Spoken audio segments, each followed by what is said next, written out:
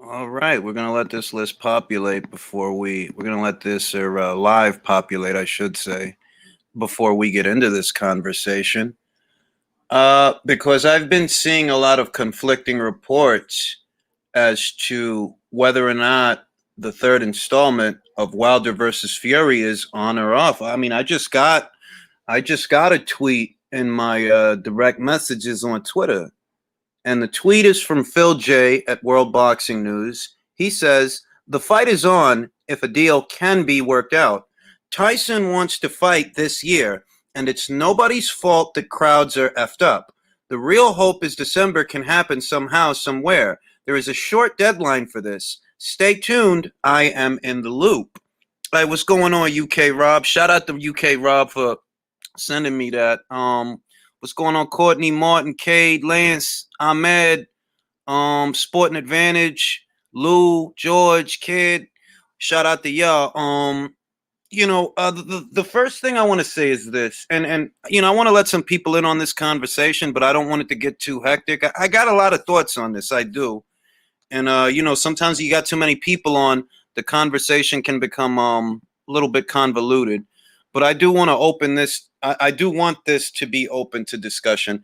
And what I'm going to say is shout out to Lennox, because Lennox pointed this out weeks ago, that there has to be a statute of limitations on when this rematch clause is valid, that there has to be a time frame, essentially, that and given how long it's taking to put the fight together, that they haven't ironed out a deal yet, that we don't know if they're going to fight, and we don't know when they're going to fight. Everything is suggestive. Everything is tentative. Everything is penciled in. Nothing is confirmed. And it's true, there's a limit on how long that contract is valid. There's going to be a time frame that, okay, this contract has expired. What I'm going to say is that I'm not excited about the third fight. I never was. I feel that the third fight is just a formality. I'm not interested in it. I think we've seen everything we need to see from Wilder and Tyson Fury in the ring. If Wilder were going to beat this guy, it would have been in the first fight. In the second fight, because I feel he lost the first fight. Lennox, what's going on? Yeah, what going, brethren? Yeah, I want to let you in on this conversation. You already know. I feel Fury won the first fight in spite of the 2 knockdowns. And because I feel that way, looking at the second fight, to me, and from where I'm sitting, Wilder just got beat worse in the second fight than he did in the first. So the third fight, to me, is unnecessary. It's a formality. Like, I'm not hyped to see that fight. I don't know if you are. What are your thoughts? No, I'm not. We discussed this. I believe it was one of the lives in the summer. And if you recall, there's a few things I brought up. And a few of the man them just fucked me off like I was some sort of cunts that I didn't know what I was chatting about. Remember, I said every contract, there's always a few clauses. Number one, you got a limited amount of time to activate it. You usually got 30 days to activate it. And there's a time period in which the fight has to happen. Additional to that, there's a force majeure clause, which will extend it for a certain amount of time, not indefinitely. Like, there's no indefinite force majeure clause. There's usually a time limit added to the force majeure clause, which I discussed. And I was like, remember I said this thing's going to happen, like I said, usually it's 6 months. It's usually 30 days to activate, 6 months, that's standard. If it doesn't happen within this standard, this thing, you can go back to the table and renegotiate. What I wasn't sure about was the force majeure clause. Like, how much time does a force majeure clause add to the situation? So my thing is, you got one side that's got no interest in this happening.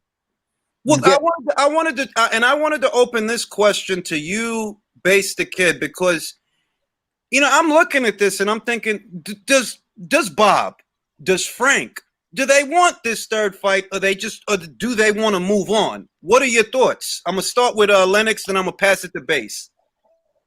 I think they want to move on because, all they're gonna do is take another L. They're gonna take another financial L. And if you watch, you're a smart man, and it's not even just reading between the lines. If you pay close attention, it's been evidently shown by Bob and the Top Rank side. Man, ring IQ, you a bitch, bro. Oh God, come on. Whoever that is, get a life with your soundboard, bro. Get a life. Like, Jesus. Go ahead, Lennox. Go ahead. Yeah, yeah, but you've noticed, yeah. In fact, there's nothing to tell you more than the what's happened in the last 2 weeks with Bob that they lost money on that Wilder fight. I mean, they would have, bro. I mean, and before I pass it to base, it's like people treat this as if it's such a hard equation to do, and it's not. If these guaranteed purses check out, that Fury got 30 million and Wilder got 30 million guaranteed, which is what the report stated, and everybody bought it. Everybody says, yeah, they got 30. All right, then you have to believe they took a loss, because in order to clear that amount, y'all would have had to sell at least 1 million pay-per-views, and you didn't. So It's not a hard equation to do. so here's my thing. You got one side that's got an option to do a fight that's actually going to make money and possibly recoup their losses, and one side that has only one avenue of possibly recouping any money, which is the third fight. So Bob and them man there, they want to move on because the money is obviously with one man No, and I mean his name. in a nutshell, you don't think that Bob and Frank want this third fight. You think they want to move on. They want to move on. If they're not contractually obligated to do it, they want to move on. Like All right. they're not interested in investing anything in doing this. If this fight happens, it's only going to be because of the PBC side, and I guarantee you. And I think that the politics of it is, when things change, depending on what the contract was, and I believe that what they did was flip flop on the contract, which means that one promotional outfit would handle one fight, and depending on who won or who lost, their promotional outfit would handle the next fight. So if we're going by that logic, it means that the third fight would basically be a top rank fight, right? Well, it would have So to be. I mean, it would have to be. yeah, It would have to be. Like, I don't see it any. I don't see any other way. Who, like, so remember who on Wilder's side would promote the fight? Who? Lou DiBella ain't in the picture no more. You know, he was the acting promoter for Wilder for a while. Like, he was like the acting promoter, and he's yeah, not on that side anymore. So, I mean, who on Wilder's side was going to promote the fight? yeah. So with that being said, so honestly, yeah, Bob's got you. Listen, yeah, Bob's really like, listen, fam, we could do this or we can't do it. But as soon as the terms expire, you lot are fucked. So my question now is, how much money? Because these lot are just really looking to cash out Wilder. So are they going to maneuver to actually do the cash out, or are they going to just say fuck it? Yeah, pandemic, all that. There's nothing we can do about it, and go fuck it. And if they do, what happens to Wilder? Right? Because I can't see. I mean, I can't see anywhere that they net any sort of money from him without a third fight. And I mean, after that, right? If he doesn't fight, Let me address Tony Yayo.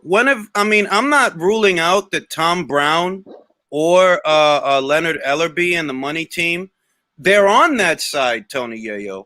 But when has Leonard Ellerby ever promoted a Wilder fight? Like, when has that happened? Has Tom Brown promoted a Wilder fight? Because Lou DiBella only recently was removed from the picture, you understand? That was only recently. That was only after DAZN offered them that money. I didn't see Tom Brown promoting Wilder's fights before that. Yeah, Tom Brown is a promoter that the PBC works with. He is. It's not that he isn't. But I've never seen Tom Brown. You're saying that Tom Brown would guarantee Fury the 60% of the money that he's supposed to get, because remember how it is now. Since Wilder activated the clause, Fury's supposed to get 60% of the pot. I'm going to ask Base, and I'm going to pass it to Boom. Base, do you think Frank, and do you think Bob want this third fight? Do you think that? Well, that's a hard one to kind of work out because wasn't Bob the same one talking about, yeah, well, we can push it to February. We can, we can make sure that we can maximize it. This was obviously, it was a couple months back, but it's like at that particular point, he seemed like he was real keen on it. I would be very interested to find out what the guarantees are for the third fight, because to me that would determine whether or not that side actually won it. Because at the end of the day, that's a very Somebody got two. easy fight. Hold on. Let me see who got two. Somebody has two tabs open. Hi. Oh, so you're saying based on the guaranteed purses, that's what determines whether or not you believe they want that fight.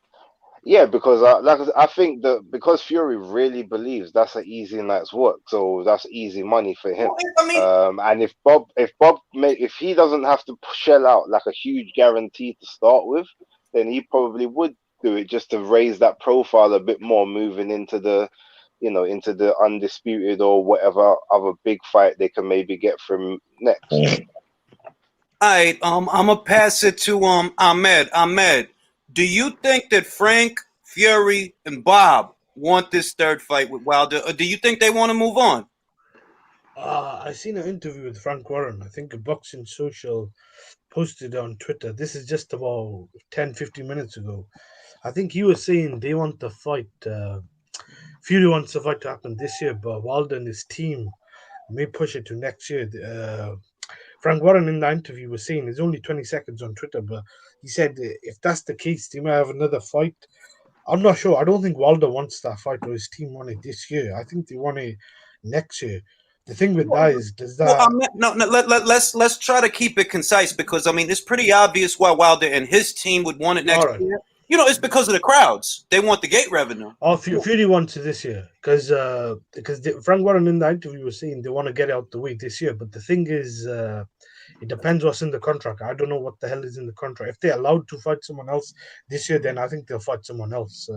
You can't keep dragging this out because what I've heard is now Joshua and Pulev is set for December 12th. I was just speaking to someone and they said that's almost confirmed. The only thing lingering about that is the venue, but that's going to take place December 12th. So it looks like we'll see that before the third Wilder Fury fight. All right, boom. Do you think that Frank, Fury, and Bob, do you think they want this fight, or do you think that they're like, yo, you know what, bro? We got to move on. Like, this is taking too long. Like, we got to move on. What do you think? I think they don't. I think Wilder don't want the fight. You think Wilder don't want the fight? I don't think he wants the third fight. I think because he hasn't came forth and speaking how he usually does. He's not as zealous as he usually is. It's a lot of people speaking for Wilder right now. I just don't think Wilder want the fight. And I think also at the same time, in the same token, I think that they think it's not lucrative. There's no real money in it based on what happened in the second fight. Now I say this: if Wilder would have won the first fight, Fury wins the second fight, that makes this third fight a lot more interesting. Makes it a lot more lucrative for them and boxing fans. But given the fact that it's arguably that Fury won the first fight and it's obvious that Fury whooped his ass the second fight, nobody's really eager to make that fight happen. I don't think Wilder is eager for it. I don't think Bob or Frank is interested in making the fight happen. I think Fury is just talking because that's just what Fury do. He just talk a lot of shit. Yeah. But I think Wilder don't want the fight. I just don't think. I'm gonna say this. If there's any desire on any side of the aisle, at least this is my take. If anybody wants this third fight, it's the Wilder side. They gotta want it because they need him to get back in the winner's bracket. They need him to make it right. And I'm not saying that they think he can. I'm not saying because they might be cashing him out. That's the other thing. All this waiting that we're seeing is because they want the audiences to come back. They want that gate revenue because remember, they made $16 million at the gate from the second fight. They cleaned up at the gate. The pay-per-views they didn't clean up. But at the gate, they cleaned up. They brought in $16 million at the gate. They need that money to be there for the third fight. Otherwise, it ain't worth having. So if anybody wants this fight to happen, it got to be Wilder's side of it. I don't know that Wilder wants it, but Finkel, Heyman, they want that fight to happen. The problem is y'all waiting for that gate to come back. Bro, them Fury people, they look impatient. They look like they ready to move on. Like, bro, we can't keep waiting. All right, if you want me to wait, then let me fight. You don't want to fight. You know what I mean? Like, you don't want to do a tune-up fight or something like that, whatever. I at least want to have a fight, bro. I want to have a fight before the year is out, and that's the problem. I think that the Fury people, they're over it. They're like, bro, it's and I'll go back to what Lennox said, that the Fury people can't be looking at this fight as being lucrative because y'all know better than anybody else. Y'all did not break even, bro. You guaranteed two fighters $60 million $60 million altogether in guaranteed purses. $4.5 million got spent on Super Bowl ads, 15-second Super Bowl ads, 2 of them. You know what I mean? Y'all didn't get that money back off of that. All right. So we know if we're going to start making money, it's going to be with Joshua. And that's why Fury can't shut the hell up about Joshua all of it. Like, oh, bro, you talking about Joshua when you're supposed to be fighting Wilder. It's a reason for that. That's all you've been talking about for the last 4 months. I wondered that. I always wondered why was like Fury supposed to be getting prepared for Wilder? Like that's already set and written in stone. Your next fight is Wilder. Why are you taking all this time talking about Joshua? Why you keep talking about AJ? Like AJ getting ready for Pulev. He ain't even on you. So why are you talking about AJ and AJ fight when you still contractually obligated to fight Wilder? That don't make no sense. But you got to understand that even when they were actually fighting, the only way they sold the fight was on AJ's name. But I think Julius Ring basically said what I said. You know what I mean? Like I think that Wilder's side wants to fight for the financial reasons. I don't think Wilder wants another beating. But the fact that Wilder doesn't control his career, so these men are going to sell him down the river to take another beating, so they could net whatever, reduce their net losses. You know what I mean? Because honestly, if you look at this quite pragmatically and objectively, yeah. Man like Wilder's got nothing to do if he doesn't fight Fury. What's he gonna do? Like, Lennox, let's be honest. The reason that they're treating it like an either-or situation is because they're cashing out, right? I mean, I think we can agree on that because that's what I'm saying. Because I'm like, yo, look, it's not like Wilder can't, like, all right, let's just hypothetical scenario, gentlemen. Let's say Dillian White beats Povetkin in the rematch, or let's say Povetkin beats him again in the rematch, right? All Wilder would have to do is offer that guy some money, get him in the ring, and you're back in the conversation. It's as simple as that. It really is as simple as that. Yeah. That's it. That would be the only thing you have to do. But they are so determined to protect this guy and shield him from what else is out there that, we only want him to lose to Fury. If he's going to lose, it's got to be the Fury. It can't be one of these other guys, because if he loses to one of these other guys, his marketability is in the crapper. It's not as much shame in losing if you lost to Fury, but what if you go in there and you get smacked around by Dillian? Bro, imagine if he got smacked around by Dillian. Not saying that he would, but imagine if he did. Or imagine if you go in there with Povetkin and he do to you what he just did to Dillian. Bro, forget about pay-per-view, bro. Forget about a guaranteed $30 million. Forget about that. It's over for that. And I feel the reason that they so stuck on this fight with this freaking guy is because y'all know it's the end of the road, folks. It's the end of the road. Where else do we got to go? Where else do we got to go? Even if he didn't have a Fury fight for the 3rd time, who is there for Wilder to really fight if not the winner of the Povetkin Dillian White fight? Who else is there? Big Baby Miller? Hey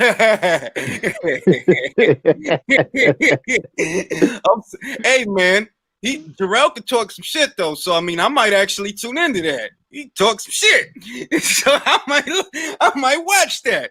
See, you have to wait about 2.5 years. Yeah, can I have my say quickly? Oh, go ahead, Pete. Yeah, how you doing?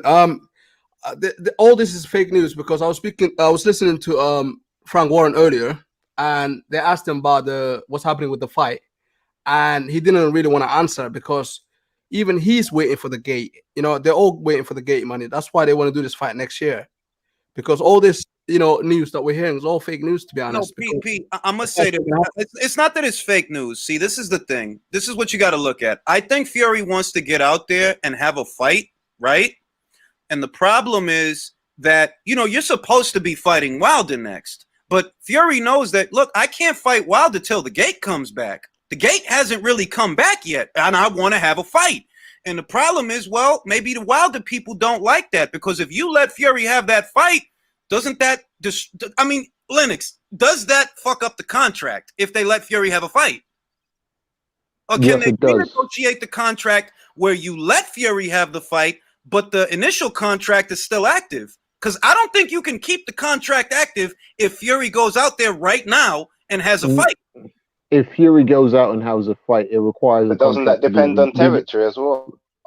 No. Nope, it does not. It requires immediate rematch means that you don't fight anyone else but that person immediately. These things are set in stone. There's different clauses you can have, yeah, but for 99% of the time, there are two things that are always this thing. Immediate rematch means that you fight no one else but me, which is why, case in point, an example where we should all be familiar with, which is why Fury got stripped in the first Vlad fight because he had an immediate rematch contract, so he could not go fight that mandatory before fighting Vlad.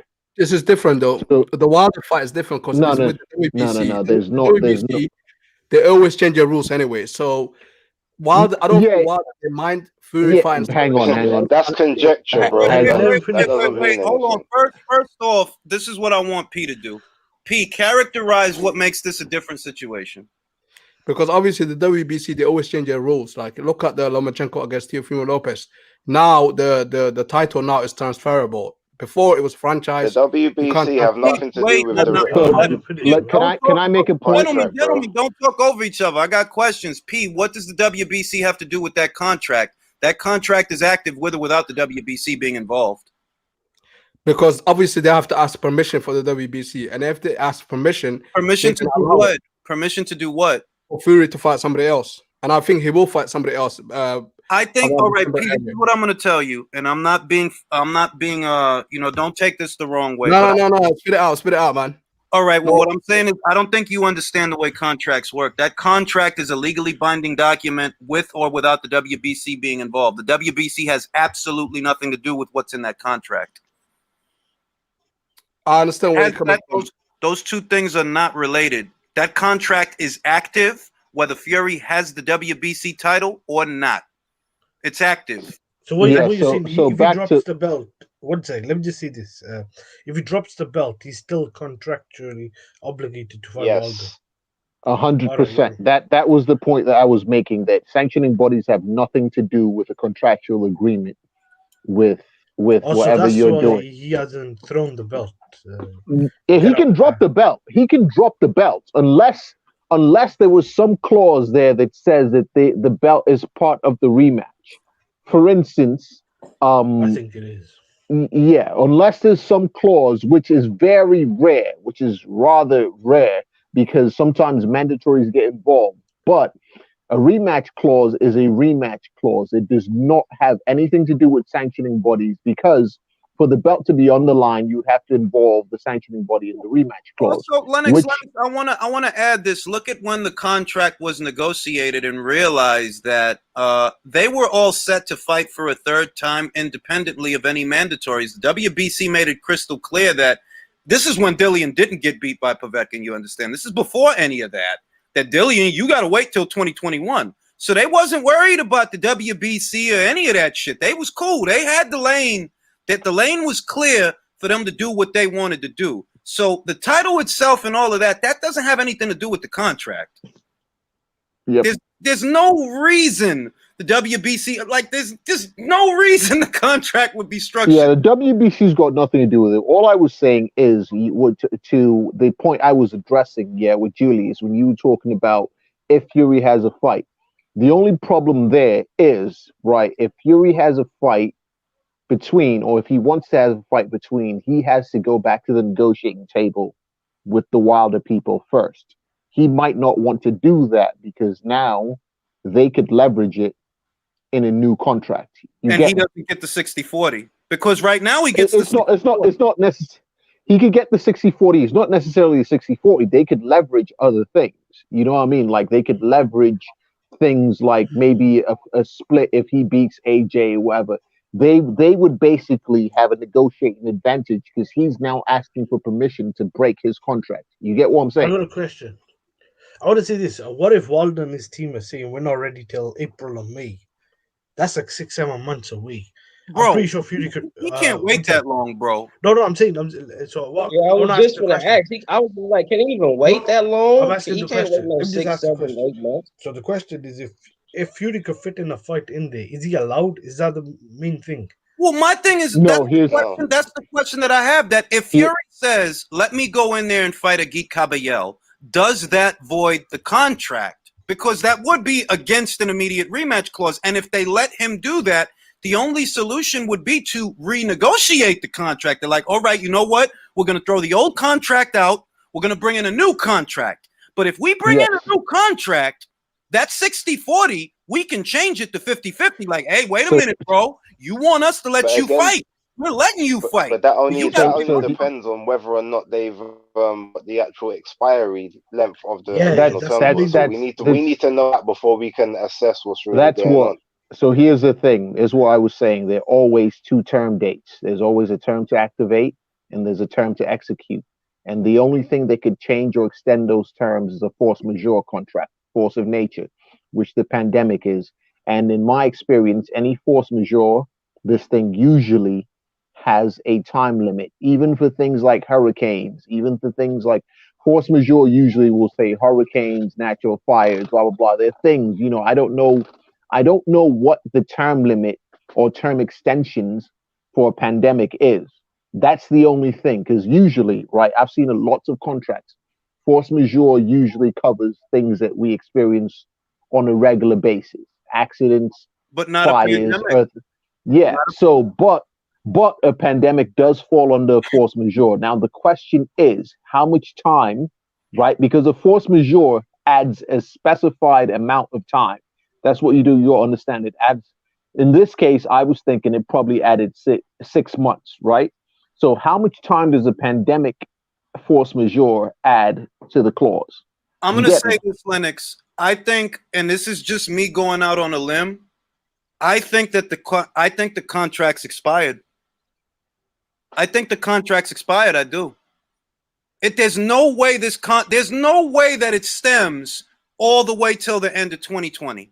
They Well, did how not long? anticipate that. Well, How long here's would the you think thing. the contract stems though? How long do you think the contract will stem though? I think the force majeure extended the amount of time they had to what Lennox said, about 6 months. I don't think that Yeah. they anticipated that it would take this long. They're talking about pushing the fight to 2021. Fury doesn't want to wait that long to fight. I think it's Not to over in have a November because let's not forget the original trilogy fight was supposed to happen in July. So Yep. when the pandemic itself happened, if you add 6 months to that, that's November, and realistically, the whole force majeure thing does not say, "Oh well, No, honestly, we must now be able to wait until when there's a crowd." The force majeure is just when things are safe to continue, then we get on with it. So now things are safe because everyone else has come back. So you can't use well, the excuse of a crowd because that's a but different here's the, mitigating But you know that's circumstance. what they're waiting for, base. You know, but at the but end of the day, if this Yeah, I fight know, has but they haven't put that. That's not in the contract though. That's what I'm saying. You can't have that in the contract because they would have never predicted this. So that's not something they can have in the contract to say, oh well, this is a reason we can extend it. The extent is can only be about making sure things are safe. Now we can say things are safe because there's been numerous events of the same sport happening around the world since July, August time. So they can't use that as an excuse. That's what I'm trying to say. all right, I'm gonna go around. I want to go around and I want to ask this question, and I'm gonna start with Ahmed, Boone, P, Lennox, Base. I'm gonna start with Ahmed. Do you think that the contract is still active, or do you think the time limit is expired? All right, Ahmed fell asleep. Boone, do you think that the contract is still active, or do you think it's expired? I think it's active. I don't think if it were to expire, because I don't have any facts to prove that it is going to expire. But if it were to expire, I think it would be probably by the end of the year, if not early next year.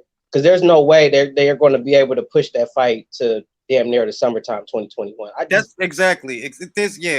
Like, all right, P. Do you think that the contract is still active? That Fury is still legally bound to that contract, or do you think it's expired?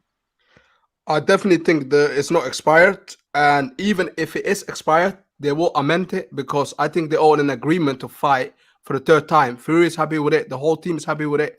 Al Heyman, Frank, Bob, they're all happy with that. And I'm also sure that if Fury wants to fight somebody like a low-level fighter, like a B-class fighter, like, they're going to allow it, as long as he doesn't fight Joshua or somebody like, dangerous to Fury, they will allow it.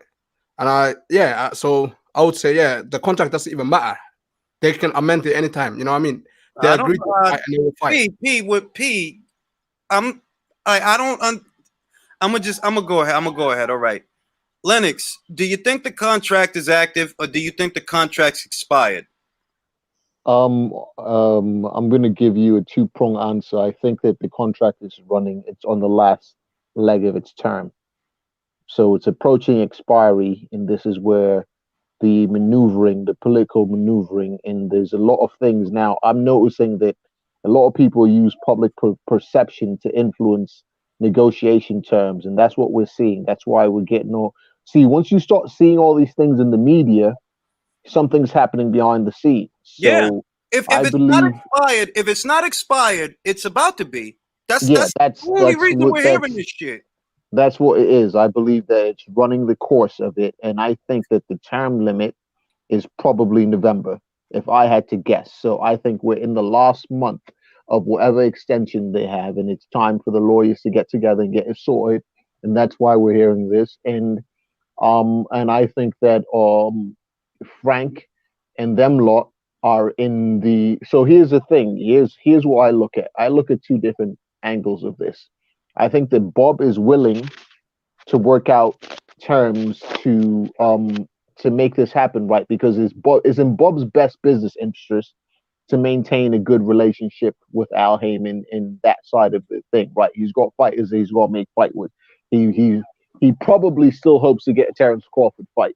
So it's in his best business interest to keep things sweet, right? Mm-hmm. It's not in Frank's interest. Frank could give two fucks what's going on over there, yeah? Yeah, Frank don't give a shit about that shit. Yeah, exactly. So you see a lot of the maneuvering to sway public interest and to sway the perception of this coming from that side of it.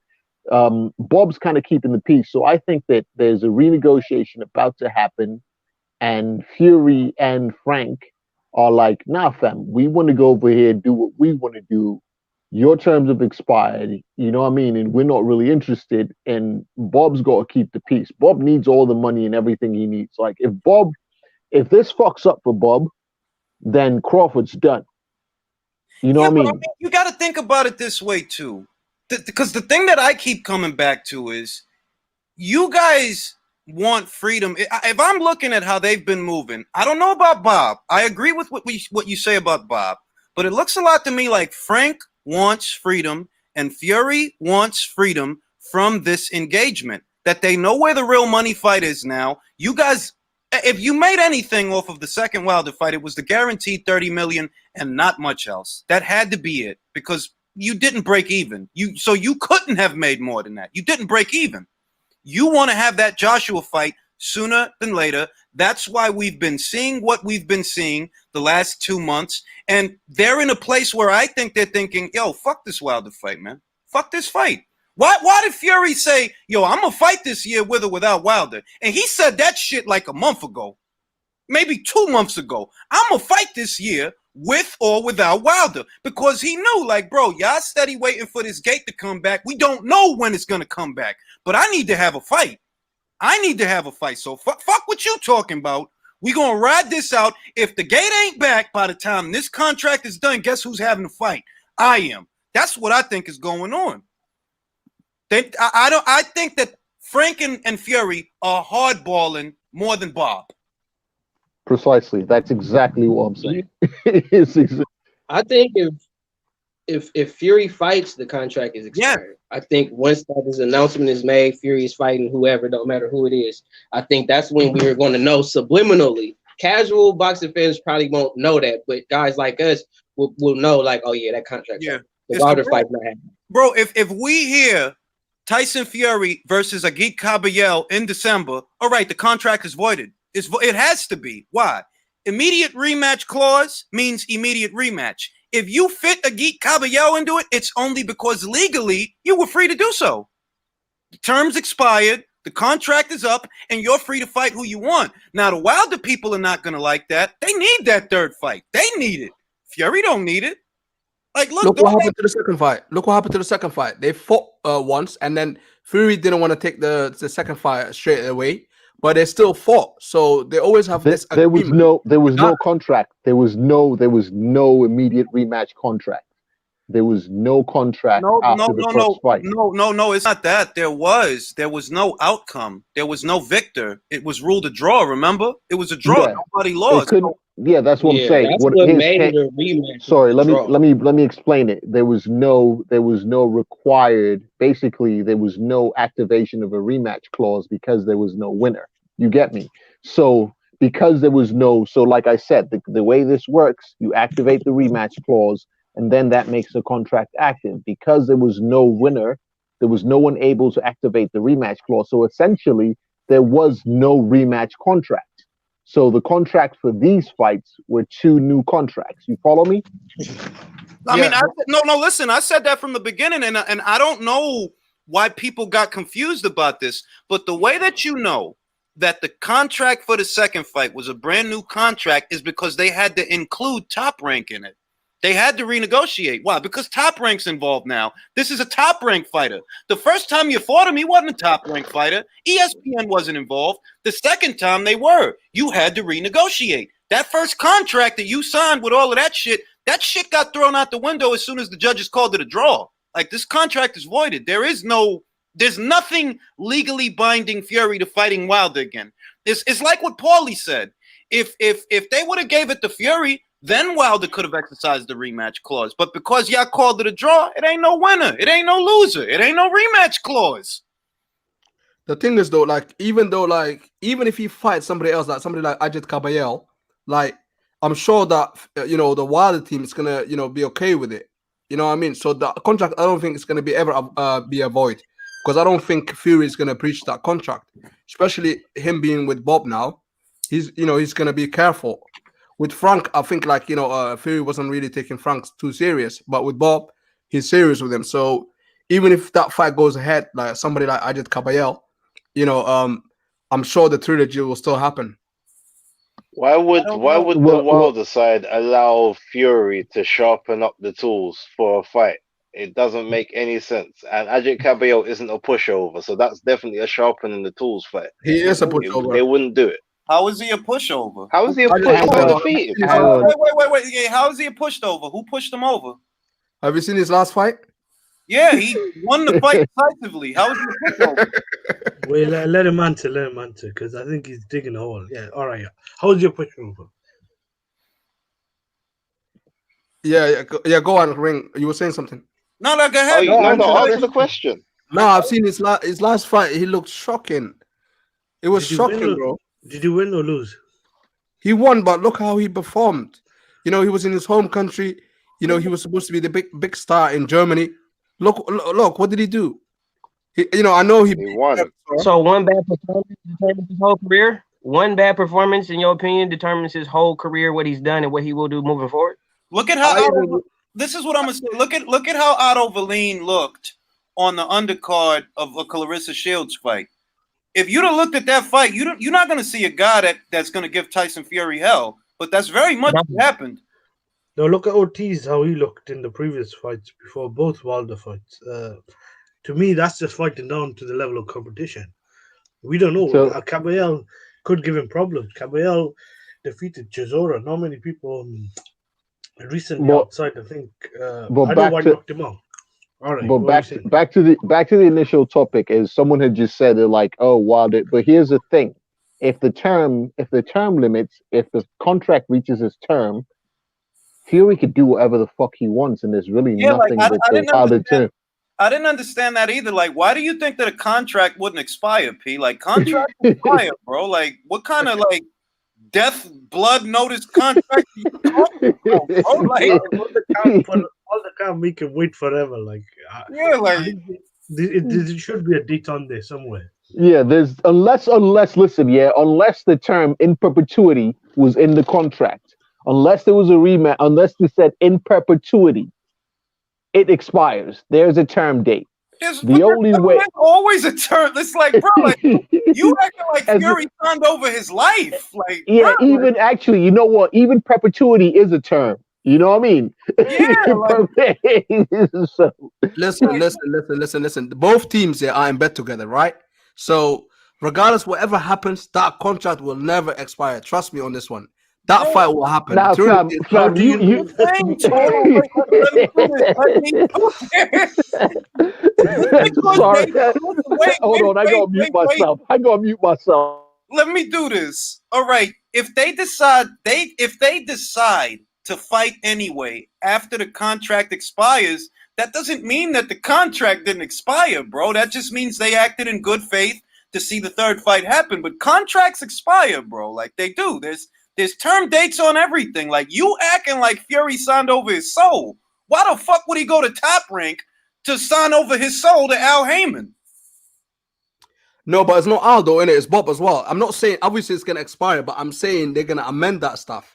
They're always gonna have this But you third think fight. Bob Just would like be the stuck second fight. with Al? You think Bob would allow him to be stuck like that? Bob wouldn't do that shit either. Bob would not be contractually obligated to sign his soul over to Al Heyman. He ain't finna put himself in that position, let alone if one of his fighters not gonna happen. Exactly.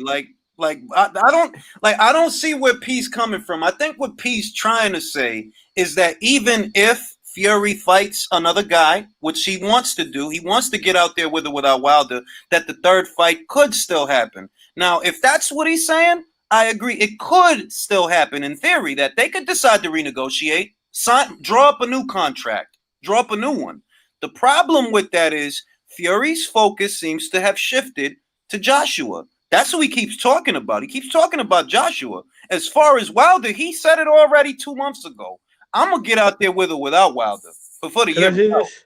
The thing people misunderstand is once this contract is whatever expired, Fury then has a choice, and we all know undisputed Trump's mandatory. So Wilder, if he's in a position where Fury can choose, he's not going to choose to fight Wilder again after fighting him twice. He wants to fight Joshua, but what's holding that up is the third fight is obligated. So I think we need to see what happens, but I just can't see this. If it goes Well, on too hold on. long, I That's think not Fury pulls out. necessarily true. That's not necessarily true either. Let's not forget, Fury cares nothing about Undisputed. He said that himself. He's held No, I Fury every one said, of cared, those belts bro, already. bro. He doesn't care. Hey, you know Fury care about the purse, bro. He care about the purse. Yeah, the If we purse gonna is one be, thing. Like, yeah, he the care purse about is the yeah, one purse. but thing. But what? let's not forget though. Think about it. How much? All right. So we say roughly he made about $30 million in the second Wilder fight, roughly. So is he gonna rather to preserve his legacy and extend it for a little bit longer? Because this is Fury we're talking about, and we know, as you say on your thing all the time, he doesn't stand for ceremony. No, he So don't. if he could make maybe, let's say he make 15 to 20 the next time. So he doesn't make 30. He makes 15 to 20 to fight Wilder again, to know he can beat him, just to extend that run a little longer, knowing that Joshua fight's still going to be there. You don't think he's going to do that You know rather what? than go straight I'm gonna ask you a for the question. Joshua Do fight, you which is think harder? do you think that Fury for a guy? Do you think that Fury for a guy that he just got 30 for, he's gonna go back in there with that same guy for 15? That's what I'm No, trying bro. to say. no. No, Possibly, bro. possibly. If So it's an here's the easier thing. touch Oh to my him, god. yeah. If it's an No, easier bro. touch, Here's why the not? thing.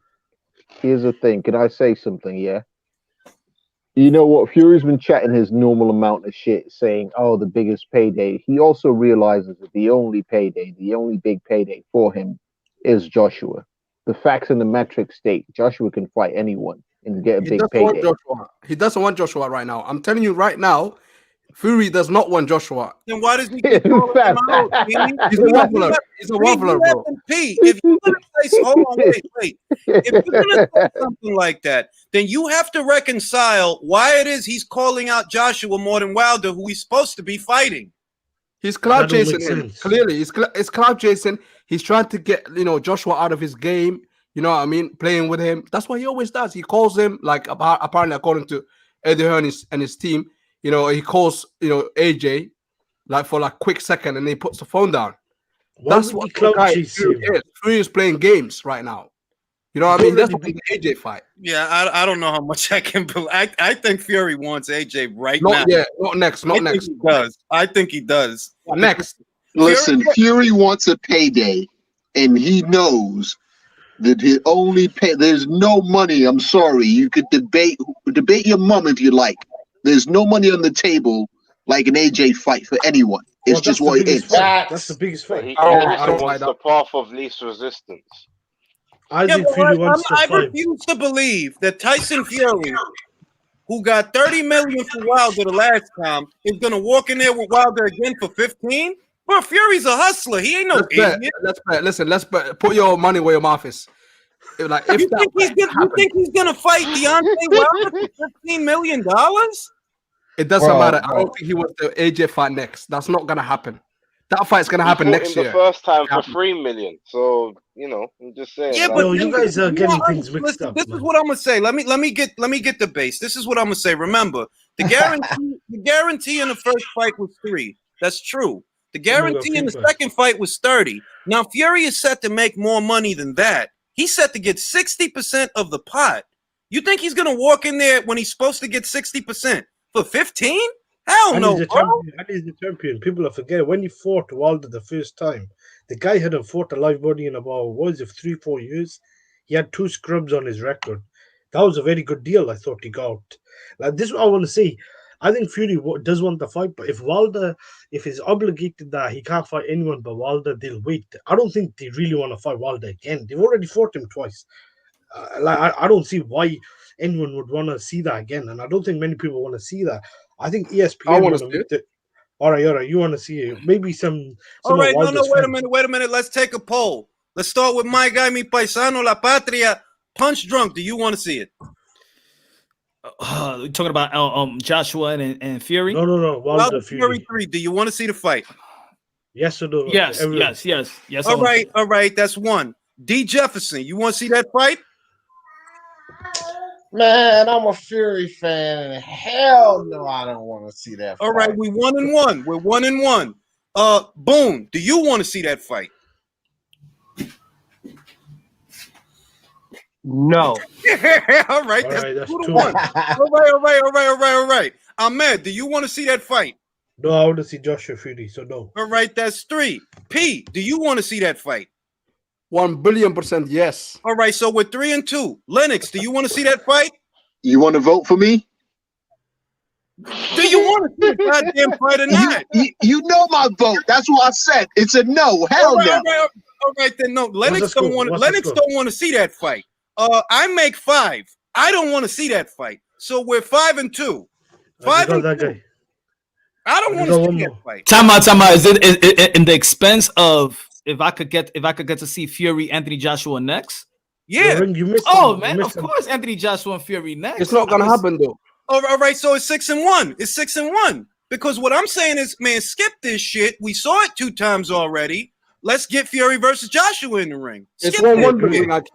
It's 1-1. so you didn't even want my vote, did you? All right. How is it Oh 1-1? shit! I forgot you was there. Base, my fault. It's a lot of people here. Oh, you Base, see? I'm old. That's Base, because I'm too respectful for the damn show. That's why you don't remember. All right, I'm gonna start Base, acting you're a up great now. man. You're a great man. I tell people about you all the time. Thank He's you. a great man. He's a great man. Do you want to see that fight next or not? Nah, bro. All right then. All right then. I just want everyone to know my opinion. I'm just saying.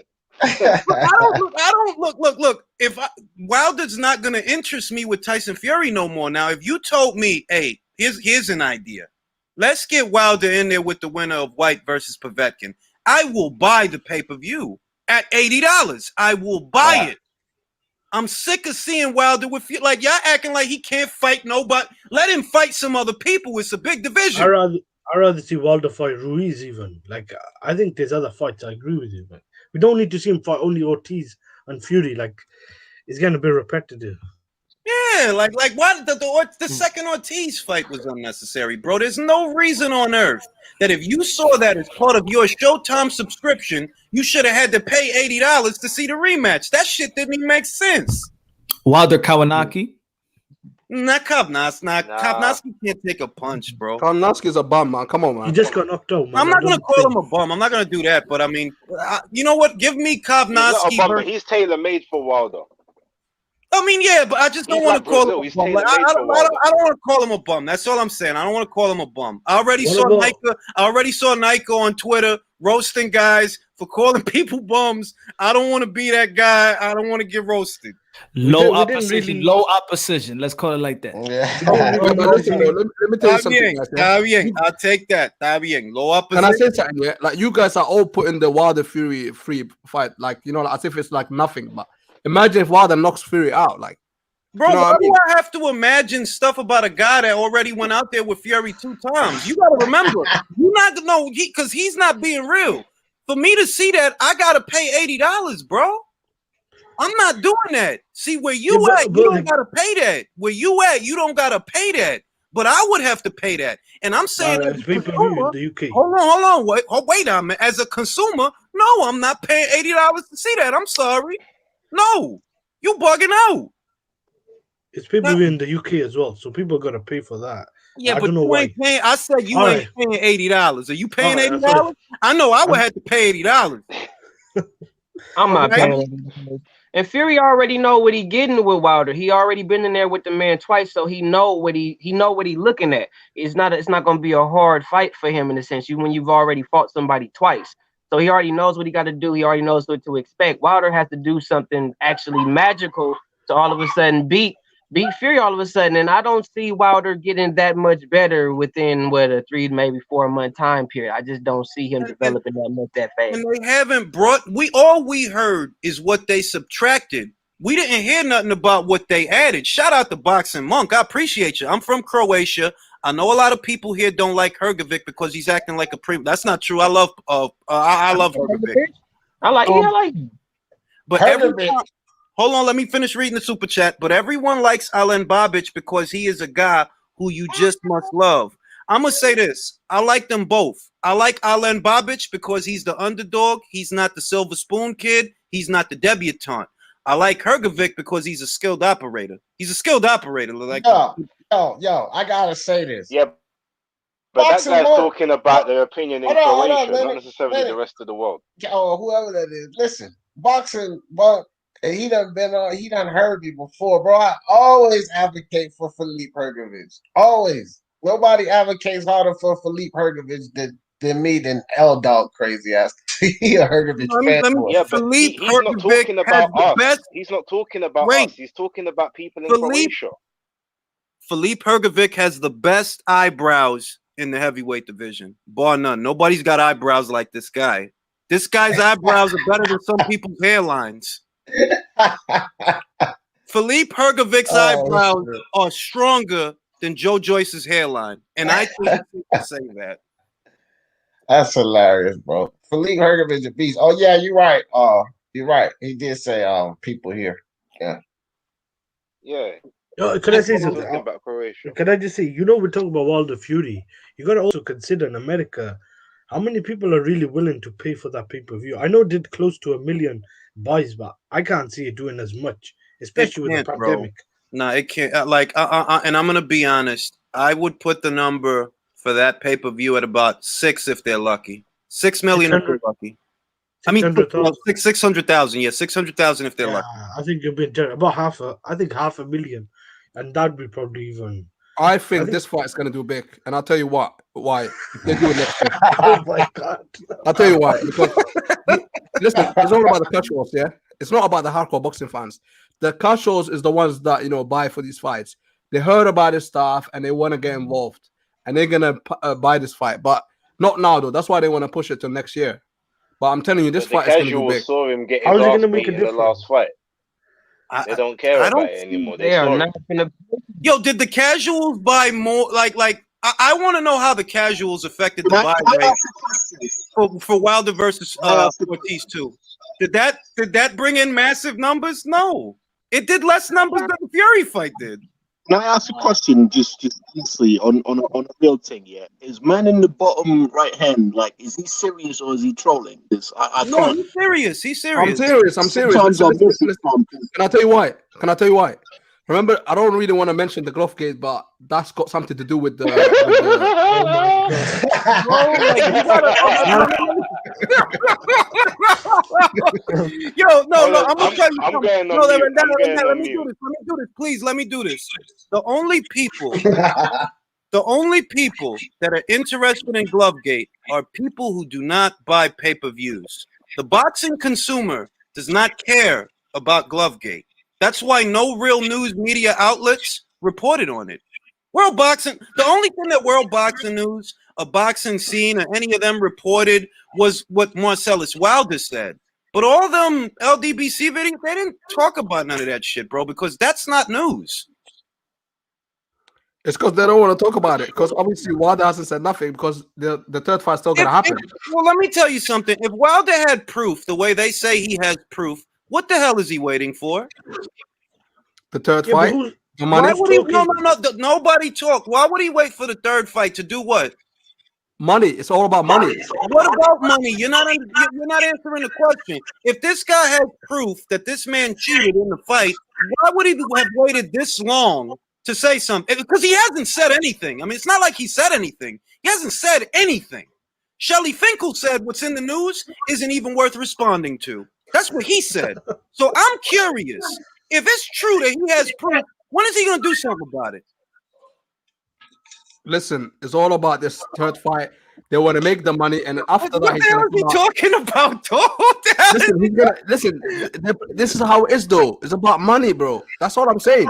After the third fight, he's gonna come out and he's gonna say all right, this do you information. understand that if it's about money, you can sue Tyson Fury in court for money without having to fight him, the way you did Povetkin? Remember when Povetkin tested positive for banned substances and Someone you got sued him feedback. in court? Who has two tabs open? There's feedback. There's feedback. Well, remember when he sued Povetkin in court for the purse that he would have got? You remember that? Someone got a mute. I Man. can't hear you because somebody needs to mute the mic, man. All right, let me.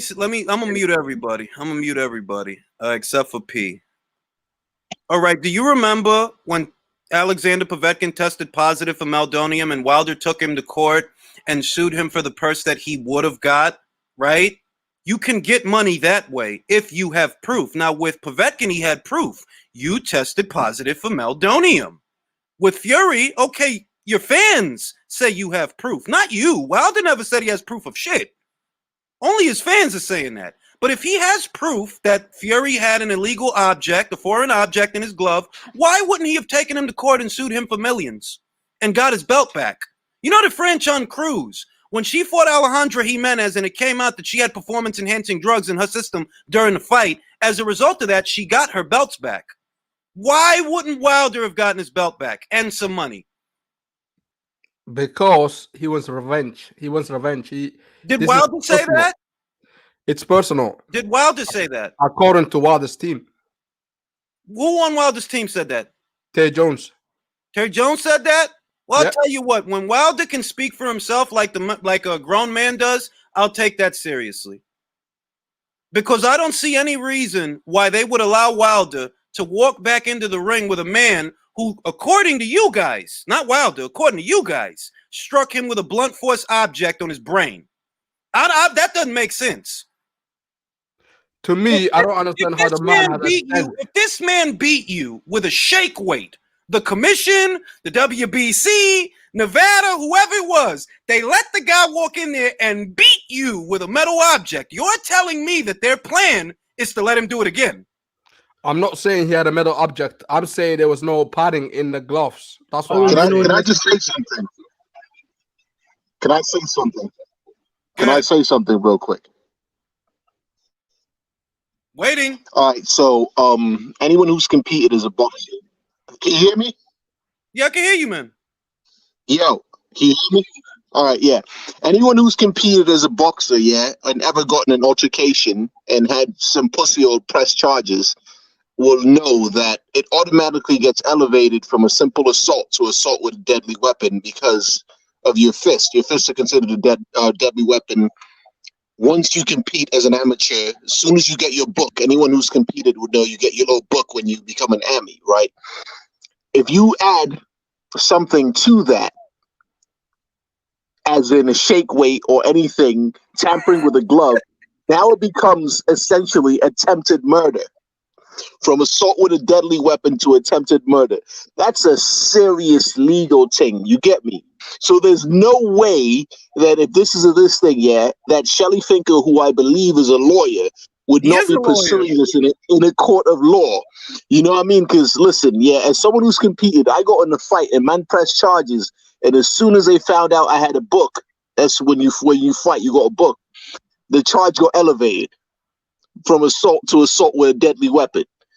So imagine, man, going in, right? And you got lawyers. You got lawyers on both sides of this, and this doesn't get pursued, fam. That's the maddest thing I've ever heard. Bro, if they pursued Povetkin in a court of law for a fight that didn't happen, right? They pursued it in a court of law for a fight that didn't happen. Why the fuck wouldn't they pursue it in a court of law for a fight that did? That don't make sense, bro. Why would they wait this long for not to do an investigation? Like, because that's a lot of bullshit. That's why. Like, ain't nothing to investigate, bro. Like, JD's is sitting right fucking there in plain sight, watching them wrap Tyson Fury's hands, bro. Okay, but wait. So why would Tate Jones? Yeah, that's like his mate, his friend. He's in his backroom stuff. Why would he come out and speak to everyone and say that something was wrong and why they got some evidence? Why would he say that? Like, why wouldn't he though? Put one and two together, man. Because, why wouldn't these? Well, I mean, I can answer that question. I can answer that question. It's damage control, bro. That's damage control. You don't have no evidence. Like, bro, that fight was in February, dog. We're in fucking October, bro. The fuck are you doing, dog?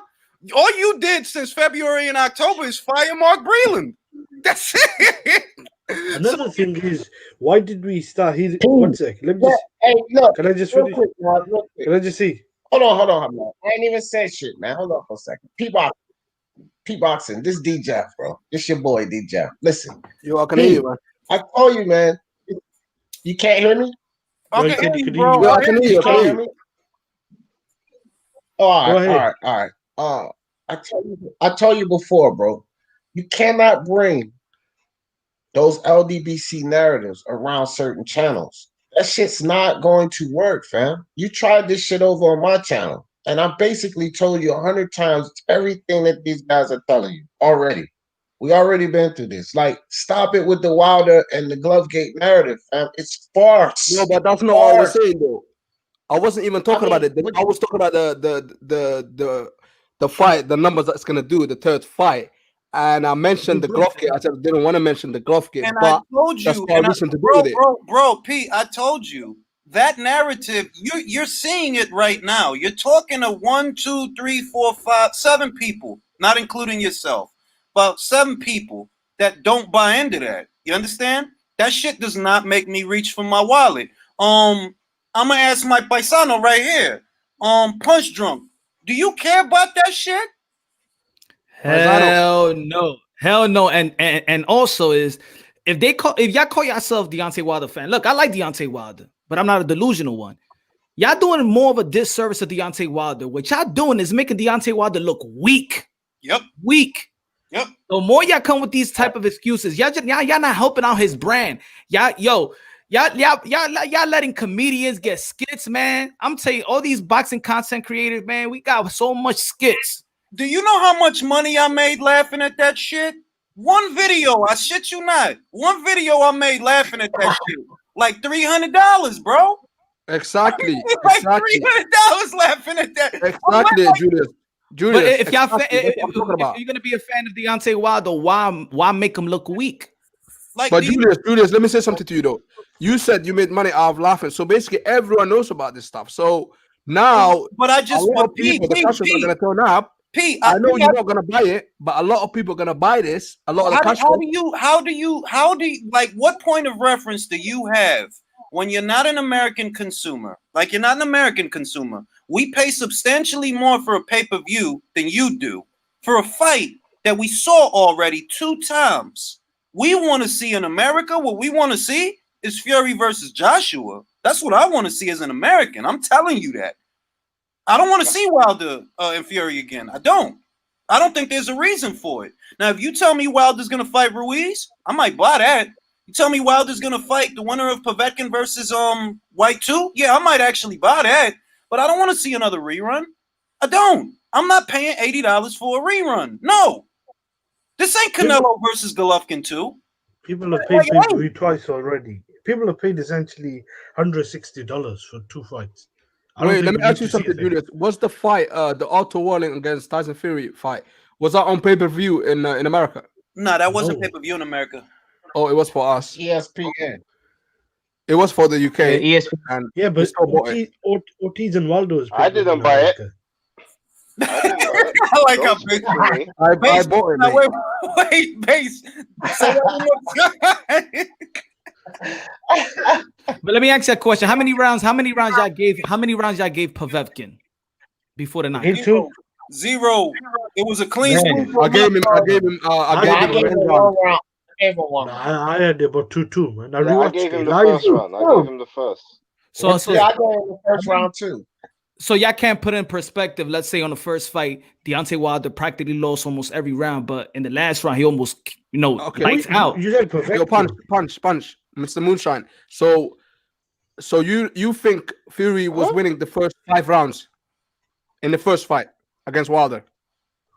I believe that the Deontay Wilder won the rounds that he knocked him down. I believe he won from round 1 to round 5. You said Povetkin. Who are you talking about? I don't understand. No. I'm saying the analogy because Povetkin lost every round, but he knocked him Dillian White cold. I personally don't think he lost every round. Basically every round. That's why I asked the question: How many rounds y'all think that Povetkin won? Yeah, I gave him a round. I had a clean sweep, but see, this is the difference. This the difference. This the difference. Look, going into that fucking Povetkin fight, and the video is still up, right? It's still up that you could quote me verbatim. He can knock out Dillian at any time, because Dillian's defense is leaky and Povetkin's speciality is hitting you with shit that you don't see. It's a different fight. Now with Dillian and Povetkin, it's not like Wilder and Fury. We've been here 2 times already. We've been here 2 times already, and it was more expensive. It was more expensive with them. You are talking about $160. So you're gonna shell out another 80. You're gonna shell out another 80 when I want to see Joshua versus Fury. That's what I want to see before one of these guys gets beat or some bullshit. That's what I want to see. But it's not next. That's the problem, though. If AJ Fury is next, I don't mind seeing that. Stop trolling, man. Come on, you trolling. But listen, now. That's not next, though, bro. It's not next. So, am I gonna watch Ajit Kabaya against Fury, or do I want to see Fury Wilder? You can watch what you want. We're not telling you what to watch. It's about 7 people on here. We not finna pay for. That's what we telling you. We not. Here's the thing. I'm just curious. You're breaking up a bit, but you're breaking up. I'm just curious. Go ahead, Lennox. I think it's breaking up, man. No, I'm just wondering why Ajit Kabiel's getting all the slander out here. Yeah, I don't get that. I don't understand that either. I don't understand. Yeah, like what brought up this man's name, and how this got so sidetracked? Yeah, because we were discussing exactly what going with the terms of this contract. Yeah, if these men, because I went back and looked at some dates. Yeah, and I figure with a 6-month force majeure clause, they technically might be able to stretch this till the end of January. If Mandem don't fight at the end of January, it's a done thing. I think that where they are, I think that the clause, if I'm being honest, based on how they're moving, I think that the contract expires this year. That's when I think it expires. At some point this year, that's when I think it expires. That's the term limit on the contract. And the problem is that Fury wants to go. Fury wants to get out there with or without Wilder. Bob wants to maintain the relationship with them because he's got other business to do with them. Frank and Fury don't care about that shit. What they care about is cashing out with AJ. That's what they care about, and bringing themselves closer to that fight. It's not that they didn't want to fight Wilder. It's that it's been months, bro. We cannot wait for the gate to come back before we have this fight. So either we bite the bullet now, or I'm moving, bro. I'm moving. That's what it looked like. And another thing, I just want to say, another thing is Usyk, if he beats Chisora, that's not an easy fight for Joshua. I know Joshua probably favorite, but if you're Fury and you're sitting there and you're his team, do you want to be in the position where you're waiting to fight Joshua and a guy like Ruiz or like last year or Usyk comes and beats Joshua, and then you gotta wait for a rematch clause, you gotta wait for all that to clear out. Whereas if you get this fight out the way or whatever, if you're free, you could try and go and fight Joshua, assuming he beats Pulev. With the Usyk thing, though, it's not about him beating Chisora. It's going to be how he beat Chisora. I'm not going to be so sold if he just beat Chisora, if he just get a W. I got to see him win in a way where it's like, okay, yeah, he can actually compete at a high level in the heavyweight division. Like he got to show some punch resistance. Yeah, I agree with that. He got to show some depth in the heavyweight division for me to believe that he'll be able to do something, regardless if he win or not. He got to win in a very impressive way for me to believe that. What I'm gonna say is, for them to convince me that they want AJ next, they gotta go in there and do to fucking Derek what they did to Murat. Because if this guy gets hit with some nasty shit, and they don't like how he's holding up, they don't like how he looks, I guarantee you they'll take their foot off the gas. I guarantee it. When you got Alen Babic, hold on. When you got Alen Babic right there, and you got these other guys, you got fucking Zhang Ji, Zhang Zhu, Xing Jia, whatever his name is. These are guys that you could feed to Usyk in the interim if he has a hard time with Derek. And those are still good money fights. There's still good money fight. There's still good money there. I don't think that Usyk would go in there and so much as struggle with Derek in any capacity and tell himself, yeah, I want AJ next behind that shit. No, bro, the dude almost hurt his elbow and they called the fight off because he almost hurt his elbow.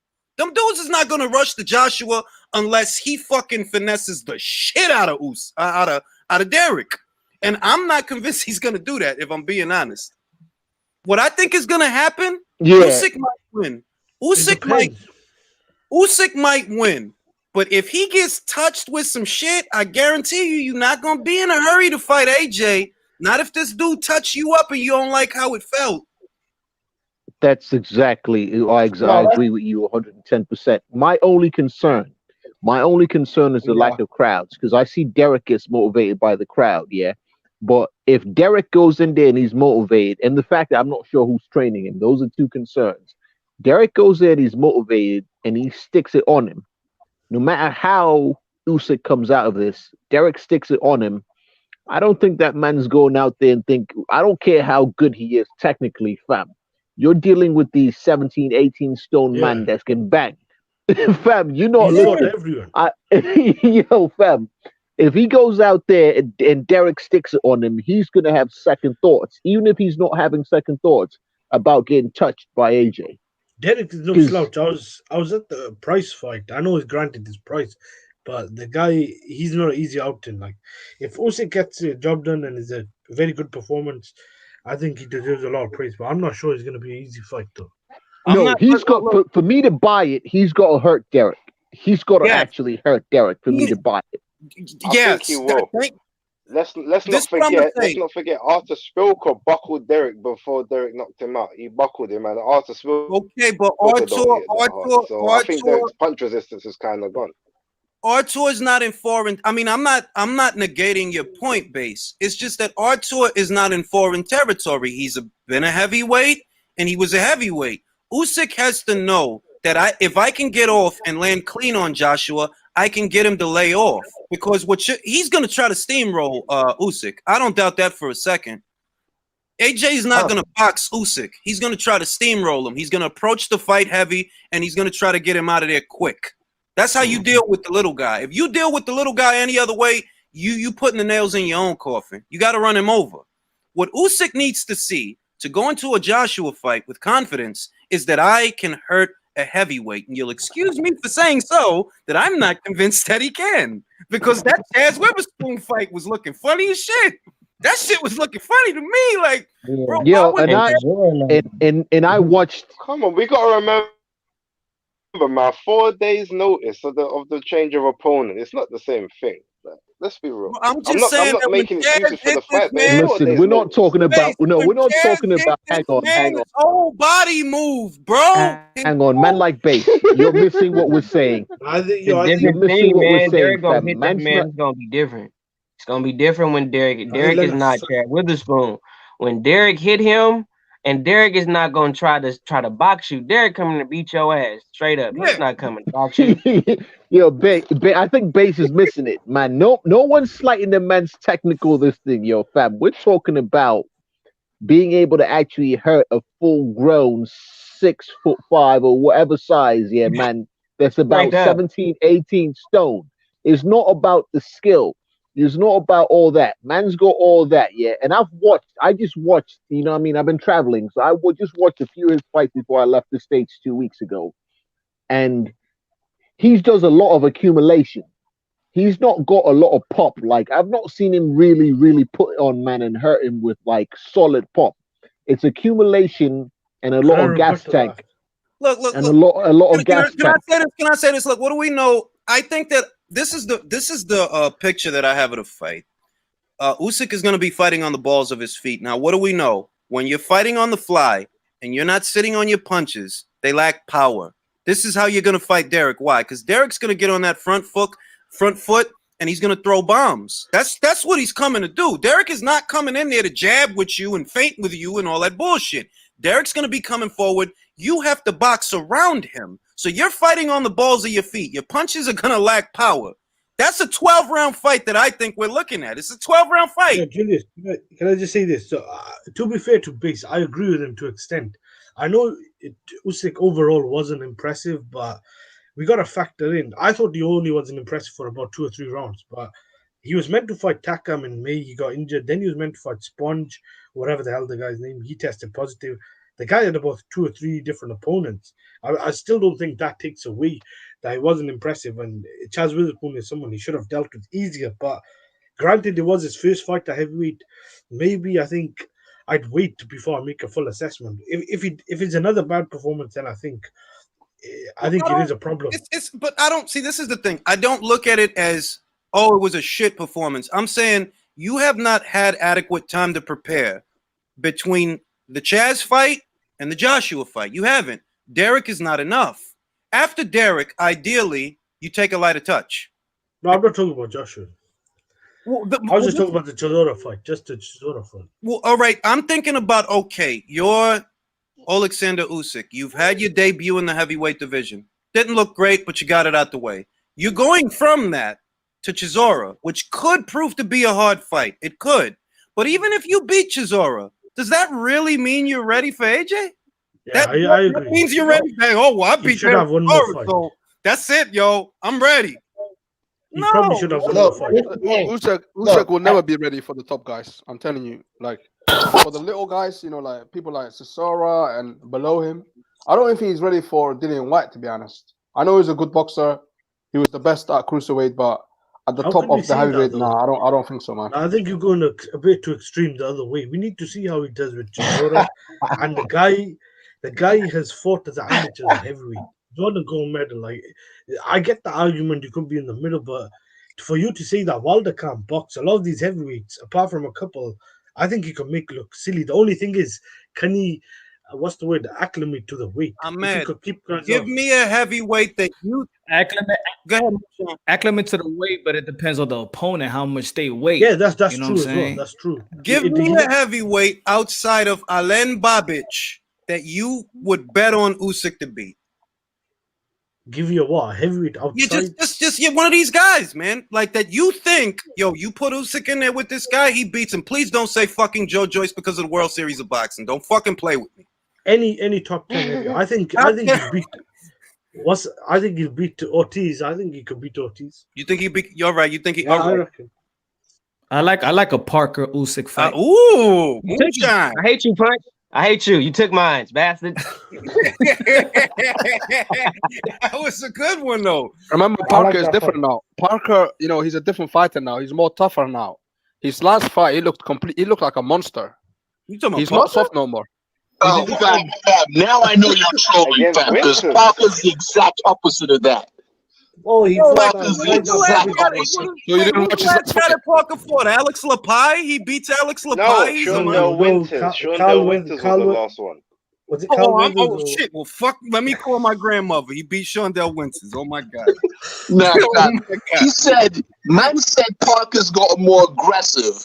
It's the exact opposite of what's happened. Parker's gotten so gun shy.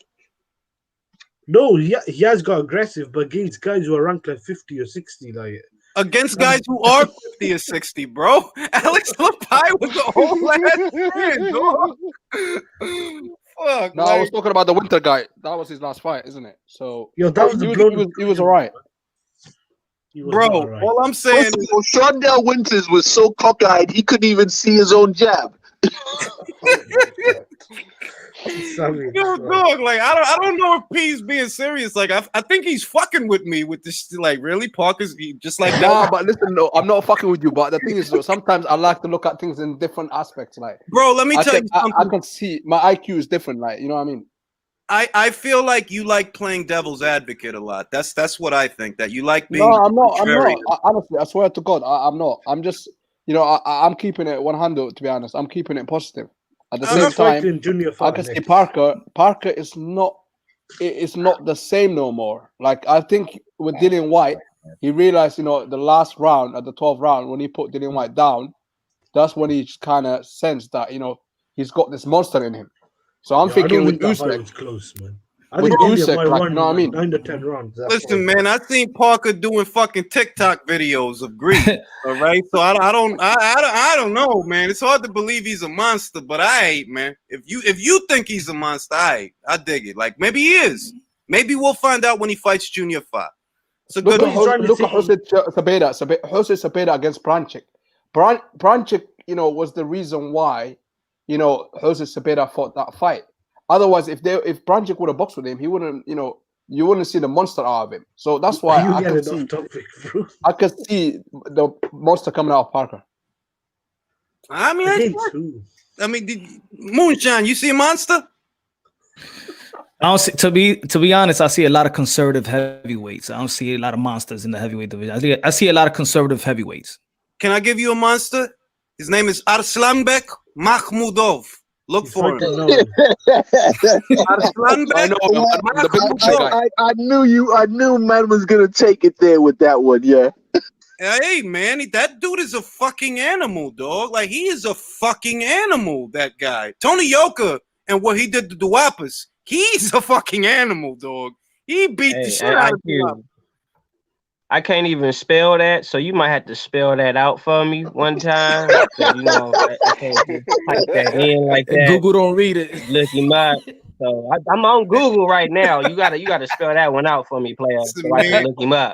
I don't just know. When you see this fucking guy, Makhmudov. Makhmudov. He's fighting on the Lemieux undercard. Well, there's also my guy. He's a Salida Promotions fighter, Abdi Daftaev. He's a monster. I still want Kinsley. What about Kinsley Ebay? Haven't seen him. Oh yeah, fam. What? Listen, that's the only real Nigerian heavyweight on Top Rank. Bro, you gonna stop doing this shit to FA, bro? Stop that shit. Fam, this is a fact. You gotta watch the fight, fam. This is a fact. Kingsley Ebe. That's the guy, eh? I'm gonna look all him the up. people in the Who's got more skills, Waldo or Jagba? Yo, you not right for that, bro. You shouldn't even ask that shit. You're taking a make that. I'm not saying who's better. Come on, No. It's a fair question. I'm gonna go to our resident Nigerian, my friend Lennox. Who's got more skills, F.A. Jagba or Deontay Wilder? See, now that's fucked. F.A. Who got the best chin? Who got the best chin in the heavyweight? Who got the best chin? That's a hard question. I don't. Nah, y'all got him. No, y'all got him at the hot seat. He not. No. These Nigerians need answers, bro. All right, so who's got more boxing skills, yo? FA or Wilder? FA. I think FA got more overall boxing skills. FA Jogba got more boxing skills. Oh my can do days! more. No, wait. I'll tell you why. Listen, F.A. Ajagba, I know about him a lot. The guy only started boxing back in 2011, yeah? So how has he got more boxing skills? Wilder started boxing 2008. 2007. And he's much older. What does that have to do with boxing skills? You do realize that I am a boxing trainer. I know what the fuck I'm looking at. I know that you train. I know you fight. But listen, it's not even about that, yeah? All I'm saying is that Wilder knows how to box. Otherwise, he wouldn't have gone to the Olympics and he won the bronze. Do you know what I mean? The worst Olympic games in heavyweight boxing history. Hang on, can All I of say them something? Fam, no disrespect. No disrespect, fam. No disrespect to the Americans on the panel, but making a heavyweight, currently making the heavyweight Olympics on the American boxing team does not say much for your skill set. He was a light heavyweight. Look. I'm gonna just say this, and I'm being honest. He was heavyweight. He No, wasn't wait. super heavyweight. Oh, just to Look, clarify I'm that gonna to say the other this, and I'm being honest. Wilder has deficiencies. He does. But if you ask me wholeheartedly, who do I think is the better boxer? And I'm being honest. I am being honest. I think Wilder is a little better than F.A. I think he's a little better. Thank you. Thank you. Wait, Wilder that beats let me talk. Let me talk. Can I talk? Can I talk? This is why I think Wilder's a little better. Because Wilder has mastered something that F.A. has not. He's mastered hitting you with a punch that you don't see. Is that effective or better though? You gotta select the word. And the left jab, Julius, and the left jab. The jabs. All right. It's not like Wilder's some sensational jabber. He's not. He's not. All right. But neither is F.A. Neither is. I think you could say that they're both bad, but I would say one thing: footwork. Wilder's footwork is very bad. His balance, everything. The thing he's got is the right hand. He knows how to set it up. He's got a good jab, but he don't use it. So I don't know how you could say he's got a better jab if the guy is like just relying on one right hand. That's why I say F.A. Can Deontay Wilder beat anybody at heavyweight? I think Wilder. All right. I'm gonna give you 5 guys I think Wilder can beat. 5 guys with jewels. I think Wilder can beat Adam Kovnowski. I think Wilder can beat Robert Helenius. I think Wilder can beat. Damn, I'm already getting stumped. Pulev. I think Wilder can beat Pulev. This is gonna sound funny, and I don't think a lot of you are gonna agree with me, but I think Wilder can knock out Andy Ruiz. I think that. Yeah, it's possible. I think he can knock him out. And last, I think Wilder can beat everyone except the only guy Wilder would struggle with, to be honest, in my opinion, will be AJ and Fury. The rest, I think he can beat them. Bro, he struggled with Johan Duapis. What are you talking about? He struggled with That was a while ago. Duapis, that was, remember, he only, started boxing back in 2007. Can I say something? Go ahead, Lenny. Few things. You're a big man, right? Let me just get my points out. Yeah, big man. Do you actually watch this man's fight? And secondly, you keep using this excuse of he only started boxing in X years. AJ only started boxing the year that Fury turned pro, right? I mean, he never put on a fit pair of gloves before that. So stop using he only started boxing XYZ. And fam, do you actually watch this man's fights? Are you telling me Anthony Joshua hasn't had a bad performance? No. I'm gonna be honest. And P, I don't want you to get mad at me, but I have to say this. P, you're a highlight reel guy. Thank you. But listen, you are like you're looking at the knockouts. You're not looking at the boxing. You're not. But listen, I know like Wilder, obviously, he's a good boxer, but sometimes he decides not to box. You know what I mean? Because he knows he's got the shotgun. That doesn't make sense. That doesn't. You can't be a good boxer and decide I'm not going to box. That doesn't make sense. He got the shotgun. You can't be a good boxer if you say that you're not a good boxer. The man said he's not a good boxer. He himself said. He said he's no good. He just needs to land one punch. So what the fuck are you on about? No, he didn't say I'm not good. He never said that. He said I don't need to box. He said he didn't say I'm not a good boxer. He said, The- "I the don't right- need He skills." the said the when right you question- have, the he right- said when you have power like me, you don't need skills. That's what he said verbatim, dog. Do you think he said that because he thinks he's such a sensational boxer? Yeah, The how right, was he? the right statement is: can he outbox somebody? No. Can he beat and break somebody down? No. Can he knock out anybody at heavyweight? Yes. But he I hasn't don't know about outboxed anybody. anyone. Hey, wait a minute. It's a different thing. Anybody? He fought Tyson Fury 2 times. He did knock him out. It's not just anybody. No, but that's I think that's the reason did knock why him down, though, twice. that's why there's some that's the reason Bro, why, because of the first fucking fight. Usyk knocked down Tyson Fury. Stop giving out participation awards. He knocked him down. That's the reason. Knocked him down. That's the reason why See, people would like Yeah, to but see Julius- the third fight, because of that knockdown, because people felt that any referee, 95% of the referee would have stopped that fight in the end. Yeah, but Julius, sorry to interrupt you, Mr. Moonshine, but Julius, that first fight, we all know, like, if that was anyone else, yeah, like the 12th round, that would have been finished, bro, man. Bro, Like, what I'm telling you is I have seen enough boxing matches that when I see referees do certain things, I'm not surprised. I've Very seen brittle, fights- that man. I mean, Exactly. honestly, like when I see certain stuff, he gave him the benefit of the doubt because from where what's his name? Jack Reese? From Yeah. where Jack Reese, Jack Reese was sitting, and he said this. He gave him the benefit of the doubt because he was doing well. So he gave him the benefit of the doubt. That's oh not my also God, he was started- Wait asleep. a He was, minute, bro. Like, why are you interrupting me? He gave him the benefit of the doubt, and he's not the first referee that gave a fighter the benefit of the doubt. So stop acting like that's some singular moment in time where a Julius. referee decided to do To me, that. it is. I've seen that 1,000 times, Wait. bro. Julius, he said out of his own mouth that Waldo's more hurt than Fury in round 12. Like he said, Waldo's more tired and hurt. Like Waldo's holding on. Diego Corrales versus Castillo would not have been what it was if Diego wasn't given what? The benefit of the doubt. Of the That doubt, man was yeah. getting his ass beat. He's getting his ass beat. but Julius, Pete, even if you Jack wanna Reese admitted. Sorry to interrupt you, Hamed.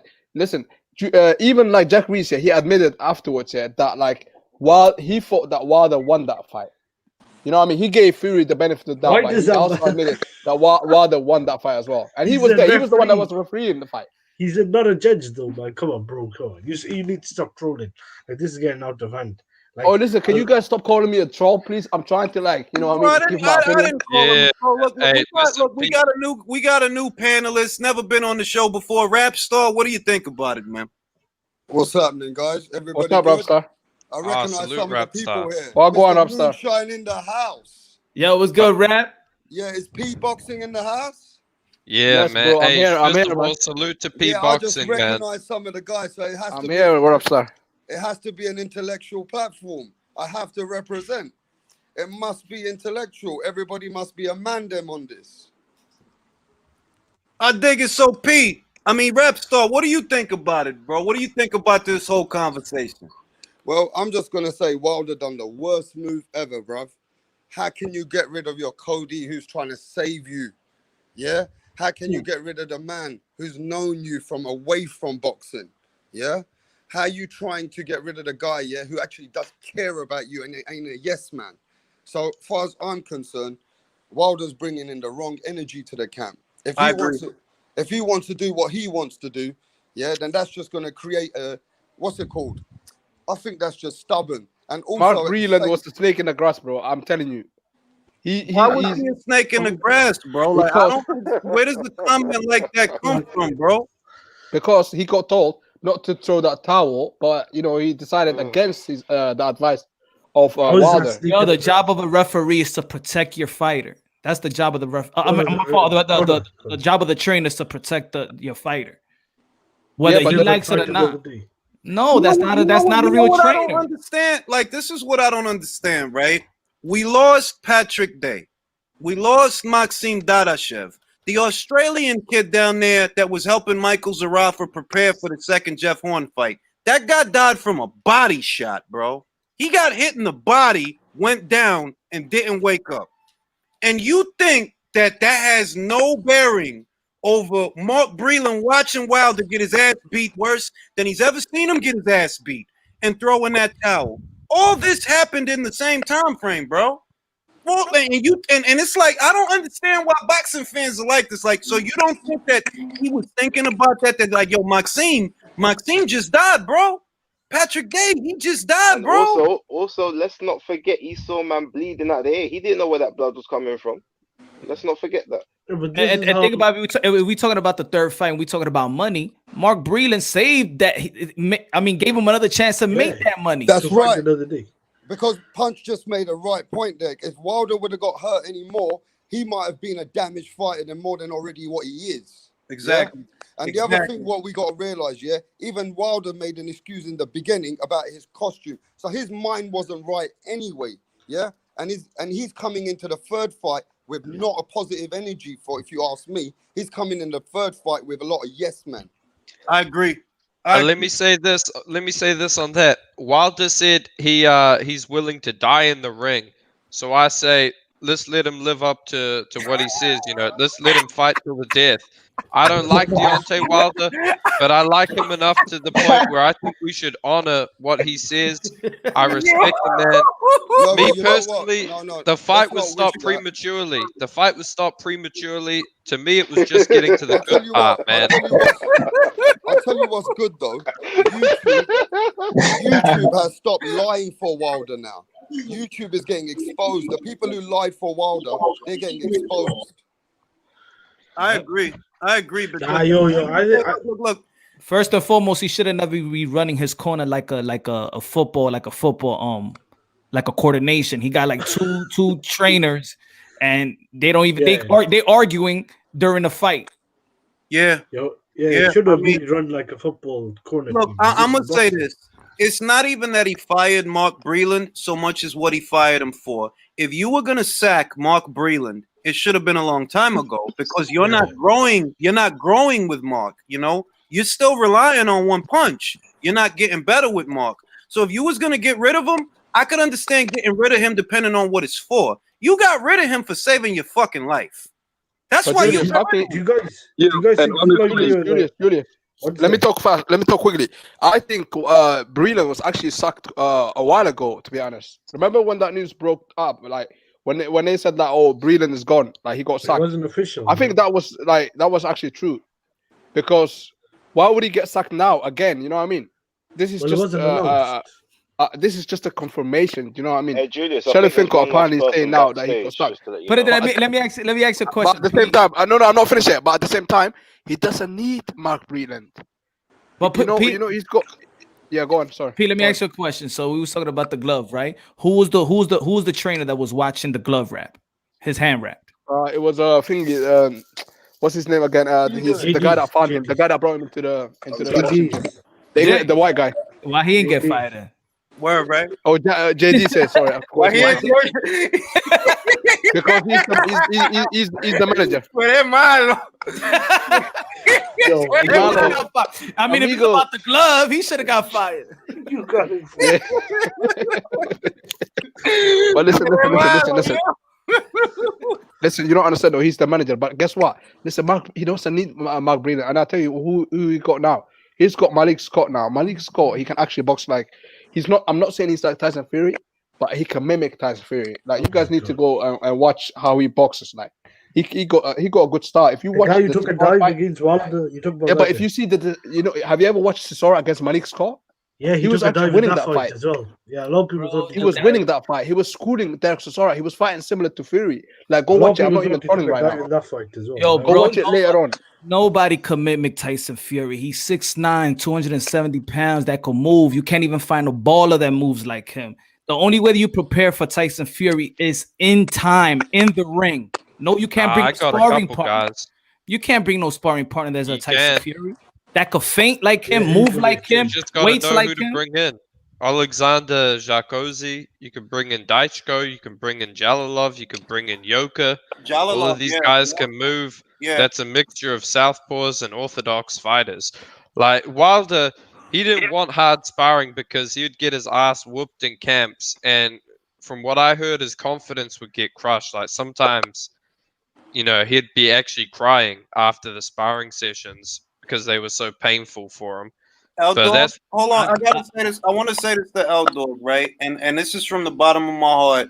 you are so monotone that I don't know if you're pulling my leg, dog. Like, I don't know if you're being sarcastic. I'm being honest. I've heard rumors that Wilder brought in some guys to spar him, like some prospects, like Klitschko used to do, but they beat him up so bad that he was actually crying after the sparring. Where did you hear them Okay. rumors? Where did you hear them rumors? Where did you? Where did you Well, get them rumors? I'm not gonna disclose my source, but I will say Come I on, trust man. my source, But it and sounds that like waffle, bro. It sounds some like of them. This was in the David Hay camp, when he was sparring a young up and coming heavyweight, no He's names, rich. but Who do 11 you and know in the 0, David A 9 camp? knockouts, 2016 bronze Listen, medalist. I'm gonna say this, and I believe it 100% because it's verified on several sides. Klitschko hurt this man in sparring. He did. He He's did. rich. That's true. And that's been out there. Like that's been out there for years, and people only recently caught up to it because, well, Wilder only became famous in recent years. But that's been out there. Who was it? What's the guy that the trainer guy that he trained Ivana Habazin for Clarissa Shields? What's his name? I forgot his name. I'm getting James old. Ali Bashir. Ali Or Bashir. Ali. Ali Bashir Ben let the cat out of the bag when it came to that. He said, like, yo, yeah, he Wilder decided to get wild with him, go in there and get wild with him, and he got put down, bro. Dillian White said the same The shit. sparring footage. Yeah, but listen though, listen. Hey, call me if I'm sparring, wrong. listen, Call me if I'm sparring, lying. listen, sparring, yeah. Because look, Fury got put down by Dillian White, AJ got put down by Is there Dubois. any That's all footage of rumors. that? Like, do you know what I mean? No footage of that. But Let me I see agree. this. Fury, in my opinion, I don't think he's as good as people think he is. The dude got knocked down twice by Wilder. How can he be good? What do you Wilder mean? was Are a you, bum with a are you belt. Can I serious? just see? Well, put it this way: a lot Hold of on. people, a lot of people felt that Tyson Fury was going to win. But even the people that felt that Tyson Fury was going to win, how many people thought that he was going to approach the fight the way he did? How many people thought? No, nah, I ain't gonna lie. I picked him by knockout. I think Mark picked Fury by knockout. He did, I picked him by knockout. I think Beats did too. I think Beats and Mark. That's the only two I think. I picked him by knockout. But with that type of approach, like muling Wilder, I never saw that coming. Well, do you know why I respect Fury more? It's because I can see he can adapt. He can go to the Kronk's gym and adapt to a style which works for him. That's true. To me, that shows me he's got a second and third gear. Whereas Wilder's only got one gear. And I don't even think Anthony Joshua's too robotic as well. He's a bit robotic. Yeah, he's stronger. I mean, I don't know if he's stronger, but yeah, he's got a few more skills. But he's a bit robotic for me. So I respect you, Rapstar, but you're a Fury fanboy. No, it's not a fanboy. I'm just saying the facts. If you don't like my No, facts, but I mean, it's the truth. It's the truth. Look at what he did to Klitschko. Look at what he did to Let me tell Klitschko. you something about me. I just can't agree with everybody, yeah? I'll just say what I got to say. You got to say what you got to say. Yeah, you and I don't need to respect what join you got to something. say. I'm just not going to dig you for it. But I just think my facts are stronger than yours. I'm gonna say this. I feel that Fury's the most adaptable heavyweight in the division. If he needs to get on the back foot, he can. If he needs to switch to orthodox, he can. If he needs to switch to southpaw, he's the most adaptable heavyweight. Boxing IQ. Can I ask the panel something, Boxing IQ, and you?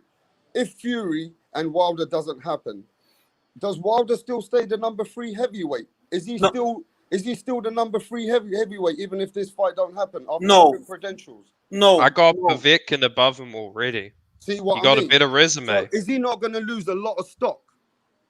I'm honestly, if he doesn't get this third fight, bro, it hurts him a lot. It hurts him a lot. Don't get it twisted. They don't want listen, and I'm not trying to shit on Wilder, but Wilder's not in a place where they can afford to let him fight someone else because he could get beat. And if he gets beat again by someone else, it's over, bro. No more $30 million paydays. None of that. It's over, bro. They know that. All them excuses they made for Wilder for 6 months or 5 months feels like a whole bunch of bullshit, even 10 times more. Yeah? Because as far as I'm concerned, yeah, if Wilder doesn't get this fight, he doesn't even get the talk of the town anymore. He ain't. It's normal right now. We talk about Anthony Joshua, Tyson Fury, and Wilder, but that talk's gonna stop if he don't get this fight.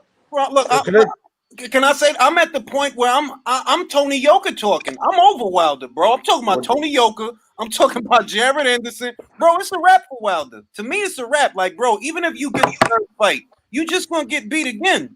You're gonna get beat again. Trust me, you're gonna get beat again. So Wilder always got a chance. Wilder always got a chance. I'm gonna say that. Like, you know, even though I agree if they fight if they fight 100 times, Fury beats them 99. But the thing is, they only fight 3 times. We don't know if he gets lucky, man. And Wilder, he's got that power. You know, Fury is not this great boxer that people think he is. The dude got marked up badly against Otto Wallin. He got dropped by Wilder twice and arguably knocked out. Hold on, stop it. He doing that shit for me, yo.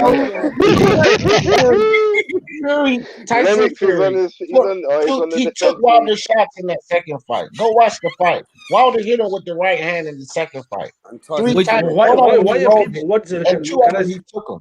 Would y'all be What? surprised if he actually knocks him out? Would y'all be Can I surprised? say something? Can I say something before I answer the question? Yes. Why are we to why are people always mentioning he got dropped in the first fight when I know 95% of the people I spoke to picked Wilder to knock him out in the first fight. I think one of the few that picked Fury. Now I wasn't right, obviously it was a draw.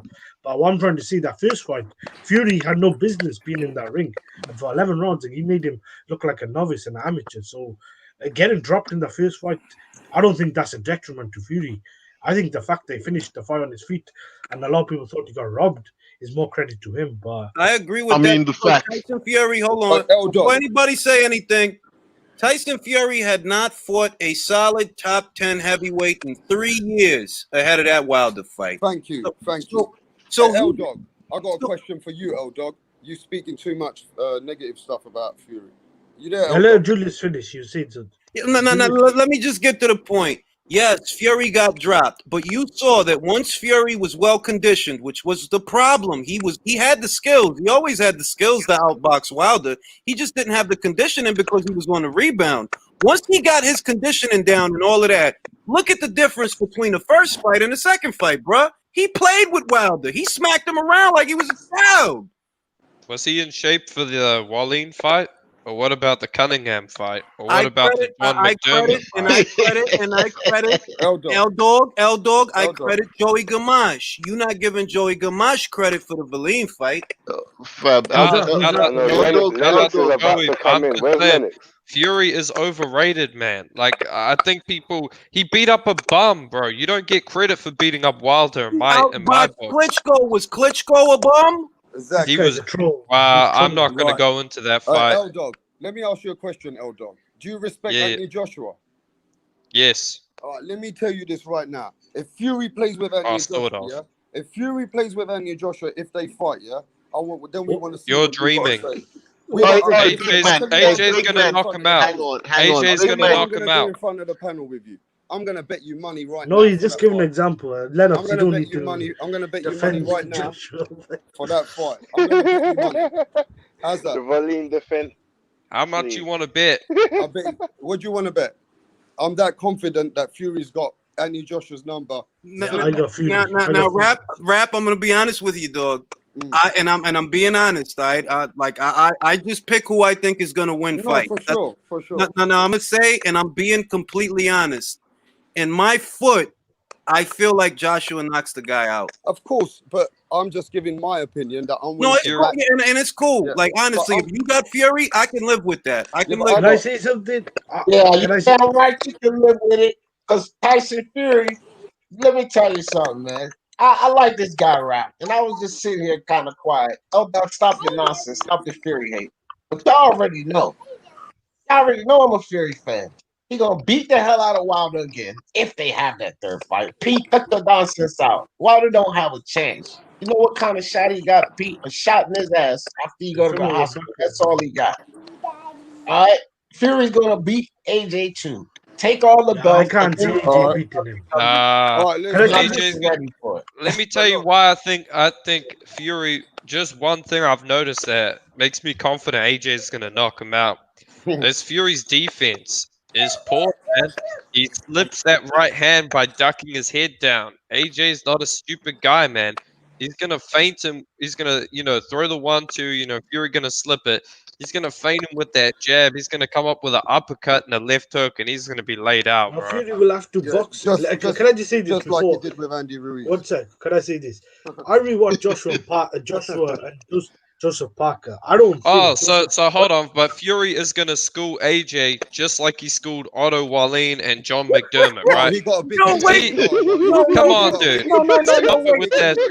This is why The you gotta reason no, wait. AJ lost to Ruiz was No, I because have to take control. I have to take control. Stop bringing up Otto Wallin because Otto Wallin is a southpaw. He had lead foot advantage. There's When you too many saw, Fury haters on here. That's all it is. Otto had lead foot advantage as a southpaw as long as Fury was boxing orthodox. What's Joshua? Orthodox fighter. Otto Wallin is not a window into an Anthony Joshua fight. So stop bringing him up. okay, so let's AJ's talk not a about John southpaw. McDermott. let me get my point, man. Come on, bro. Let me just say this. Let me just say this, Lennox. You could go next. I do pick Fury to win, but I do see what Julius is saying. If if Fury tries doing what he did to Wilder to Joshua, he could get knocked out because Joshua could fight on the inside. Joshua got a jab. Joshua is not as bad as technically as Wilder, but I rewatched the Joseph Parker fight. I've been to 2 of Joshua's fights live. I've never been to a Fury fight. To me, what I see is a guy that could get outboxed very badly by Fury, but it depends how the fight plays out. If Fury tries messing around and tries knocking him out and tries thinking this guy is like as bad as Wilder, Fury could walk onto a big shot. Fury can be put down. Ahmed, this is, and I'm going to give you my reason, and feel free to disagree because it's not like we have to pick the same guy to win the fight. We don't. The reason I think AJ is going to knock out Fury is because I don't think Fury is going to treat AJ the way he treated Wilder. I think he's going to treat AJ the way he treated Klitschko. And the difference is when he fought Klitschko, you're fighting a guy that's an older guy that's used to defending the title.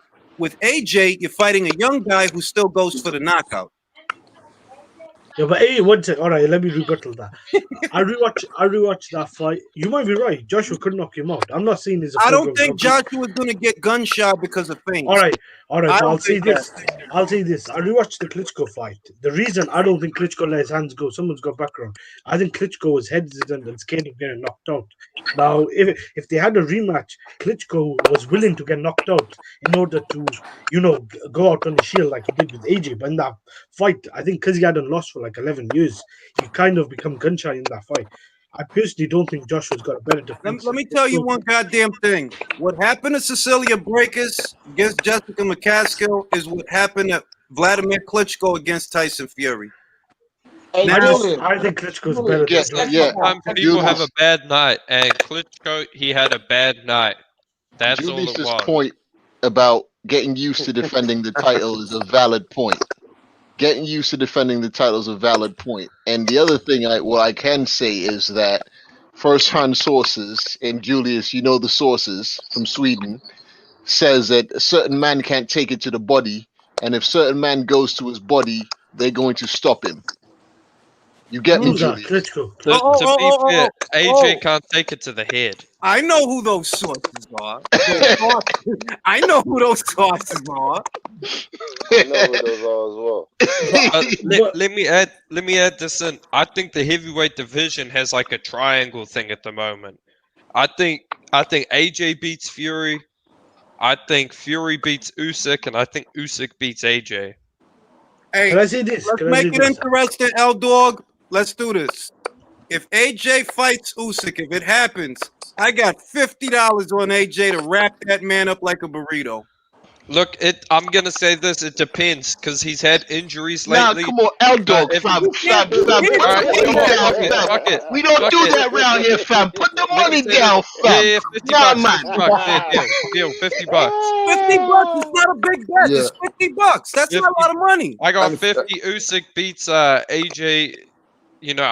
Trust me, Usyk with Anatoly Lomachenko in his corner is damn near unbeatable. No. You backtracking, man. Wait, let me do this.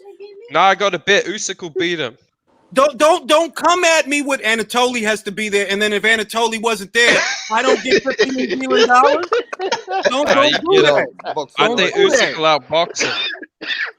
Nah, fam. Hang on. Is this 50 New Zealand or is this 50 US? Because you know what I mean, the exchange rate, bet's gotta be fair all round. So we gotta make sure it's $50 US, the equivalent of $50 US.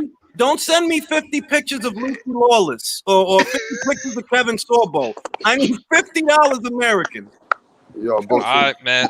Let's do it because I seriously stand on that. I think and if it's a horrendous robbery like it could be, then I ain't gonna pay it out. Yo, fam. You know what that tells me? You know what I mean? I heard all I needed to hear, fam. You don't believe in the shit you're chatting, yeah? You No, don't I believe do, in the but I shit you're don't chatting. believe Nah, in. you don't. Hey, Listen, Julius, hang on. listen. When you're from Eastern Europe, you have a strike against you, bro. That's a fact. Wait. I got a Whenever it's a second. close fight, you never Let get the me just score. make a point. It's not about that, yeah. Yo, Julius, can we tell this man how we do bets around here? So Beats had a bet, yeah. What happened? I put the money in escrow before the fight was signed. That's how we do it. If you believe in the shit you're chatting, that's what you do. No ifs, ands, or buts, wins or loses. He doesn't. It's very I'll simple. super chat. And I'll super chat it. I stand by my guy Daniel Goomba Neck Kuzma to knock out Joe. Too many eyelashes choice. Yeah, stand but you know we got that going. But I was just trying to let the man them know, yeah. If you're gonna come in here chatting this put the money down thing, you can't have clauses. Yeah, this is not it's not Wilder Fury 3. You know what I mean? Yeah, because you're saying Anatoly has to be there and the I weather's ain't got to said be that, right. man. I said Usyk with Anatoly schools Nah, him. fam. Without Nah, him, fam. it Nah. might be You closer. making the bet, fam. You putting the money down. It's a straight win or lose thing. Straight Yeah, up. it's Say done. it with It's a your deal. chest. Say it It's a with your deal. chest, then, fam. Because now you're putting clauses and on all these things in it. And like, I don't believe you, fam. You sound like Yeah. you don't believe yourself. Say it with Listen, your man. chest. I'm You're not forgetting, man. Canelo. He's I'm told him not come up. Canelo, bro. I believe in a fair contest. Joshua versus Usyk is one of those fights where when I thought about it, I immediately arrived at the outcome, and I'm seldom ever wrong about those kinds of fights. I think it's 50-50, man. It's I'm not. lying. I think Ahmed, I'm telling you, it's not 50-50, this. bro. All right, let me give my explanation. I seen Joshua fight Joseph Parker, and I rewatched the fight. I was at the fight, not far from the ring. All right, so let me just see this. I'm not making shit up. I think Usyk can make him look really bad. The only thing is, it depends how Usyk looks against Chisora. Because what I've seen of the guy recently, he's just been way too inactive. And Joshua, one thing he has been fighting the top competition. I think it could be 50-50 right now. Obviously, Joshua's a favorite because Usyk has done nothing since the Cassia fight, and I don't know if the guy's even what he was when he left the previous. All right, He knocked out value. we got a super chat. Joshua only seems to struggle with shorter, stocky, aggressive heavyweights. Povetkin, Ruiz, What about White. Klitschko? He struggled with Klitschko. Wait. But Klitschko was aggressive in that fight. He But wasn't the- just. but the super chat He wasn't said jab. Klitschko in there. Klitschko short or tall? Because that's what I'm reading and what I you're was reading. gonna say that. I was actually gonna say that because hold on. Said with struggle. AJ, listen. No, let me talk because I haven't talked yet for a while. That's the reason why I got AJ being Fury because he's tall. AJ likes to fight against taller guys, and he hits the body. So it's gonna be an easy fight, man. But with Usyk, I think AJ is gonna struggle more with Usyk because Usyk's And I'm telling you, it's like y'all focused on the struggle and all of that. When I'm telling you, and quote me, dog, screenshot it, record it, he knocks him out. I'm telling you, he knocks him out because you don't pack enough punch to keep him off. And you have to be able to keep him off. Yes, he does, bro. Let's not act like AJ got some of them amazing. Did you see what he did with Joe Joyce and the Let me say this, AJ. I can guarantee this: Usyk would knock out Rafael Zambanu Love, a guy who Andy Ruiz couldn't knock out. So Yeah, Ruiz don't hit what hard. are you trying to convince me of? That you think that Usyk hits harder than Andy? I'm saying he got enough power to keep AJ off him because AJ, his chin isn't that good, man. You're smoking crack, fam. He got knocked out by the kid from up, bro. He got knocked out by Ruiz. This is why I can't qualify that statement. Anthony Joshua ate a clean left hook from the same guy that just cold slept Dillian White. He ate that and went on to knock that man out. He ate a laser right hand from Vladimir Klitschko, who knocked out 53 men. Someone got back from man. Bro, his chin's getting worse though, man. He got knocked out by Ruiz, a bum with pillow fists, bro. You smoking crack? Hang on. Can I? Did you watch the second fight? Because he ate a lot of the same punches in the second fight. Dude, Ruiz this landed a lot of the same. was Nah, talking. fam, please stop chatting shit. Stop chatting Yeah. shit. I ain't Because chatting Ruiz shit, bro. landed the Stop same. being deluded, Hey, bro. who's that homeboy, man? Who's that guy? Where you from, bro? Where you from? Me. No, they're saying the last guy who was saying stop chatting shit. Where's he from? Me? He's a hybrid. Huh?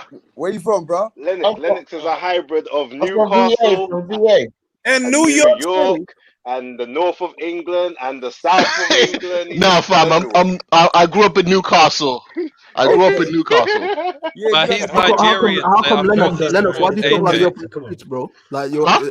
you talk like you're a gangster, like, because that's the way that people talk like on the streets, innit? Fam, because most of my cousins, most of my family, I'm Nigerian, fam. Most of my family lives in You say South London. farm and like yeah, mandems and stuff like that. Like that's not Oh, normal. wait a Yeah, minute, wait a that's minute. No, Yeah, no, no, no, because no. his Wait a family's minute. from No, no, South no, no, no, London. no. His Wait a family's minute. Let from me that's why. control this shit. Let me control this shit. Because what we're talking about is if you believe what you're saying, then put the money up. Otherwise, Okay, I believe what I'm no, no, saying, no. and I'm going to stand with a strong chest, and I got to back my word. I just feel like AJ's a bit too robotic. I for don't Tyson disagree Fury, with and you. look, I'll put 100 on it against whoever wants to come at me. We'll exchange He's details, talking and I about the got to back Usyk fight, myself. man. He's talking about the No, Usyk no, no, fight. no, no, no, no, no, no, I no. got 100 on it. Because I He's talking might. about Hold on, Fury. wait a minute. It's too many people talking. Hold on. I might now, rap. I might take you up on that action. I Please do. want to, even though it's a little earlier than I would like. But I I'm know. gonna see if we can set that up. Now, as far as L Dog. All right, Whoever wants to bet. L Dog, you told me that you firmly believe Usyk beats this guy. Then when I said, okay, let's put some money on that, I got a little $50. Yeah, Little $50. I'll money. super chat you $50 if AJ beats Usyk. There, $50 if AJ All right, you know if some bets, beats man. Come on. I'm Usyk. gonna up the ante. You have to write on your forehead "Ring IQ Boxing," and you have Nah. That's no. That make it fun. Make it fun. Let's make it fun. for real. Yes, You know I what? want to If I'm see. gonna have to do that, then you're gonna have to write. Man, you're gonna have to No, write. You Elder, know, make him do a video for you're you. gonna have to buy Make him some do a Bomb video. Squad merch, bro, as well, and you're Oh gonna have my to wear that in your god! interview. How did he like yo dog? And no, I can't lie. That's tough. That's real hard for me. But that's the truth. It's really hard. It's really hard for me. Like really, dog. I gotta have this T-shirt after the bet is over. I have to have this T-shirt. So if AJ loses, you have to buy a Bomb Squad merch, and you know what? You got to make a video apologizing to Shelly Finkel, I'm not. Al No, I'm Heyman. not taking. No. You're taking that. taking No, it I'm a not bit taking mad. that bet. I'm You not taking taking that it, bet. L Dog. Can I come in? Yeah, L Dog. Let's go a bit mad. Yeah, if you go, we could do the T-shirt versus the script on the forehead. I think that's I fair. ain't doing the 50 script on quid. the forehead. No, 50 I quid. want to see Ring IQ Boxing talk on L Dog's head. Nah, I ain't doing it, man. All right. How about hang on, Julius. How about we get Ring IQ Boxing Talk T-shirts made, and he's got to wear it and do a video after the loss. Only if he does the Macarena in a video. Nah, That's I ain't dancing, bro. All right, yo, can I ask a question? Yeah, Macarena. You Julius, don't want to see me dance, bro. Julius, what's a tougher fight? What's a tough? You got to do the Macarena, bro. Otherwise, can you do the cha-cha slide? Bro, I can't dance. I got no rhythm. You can learn.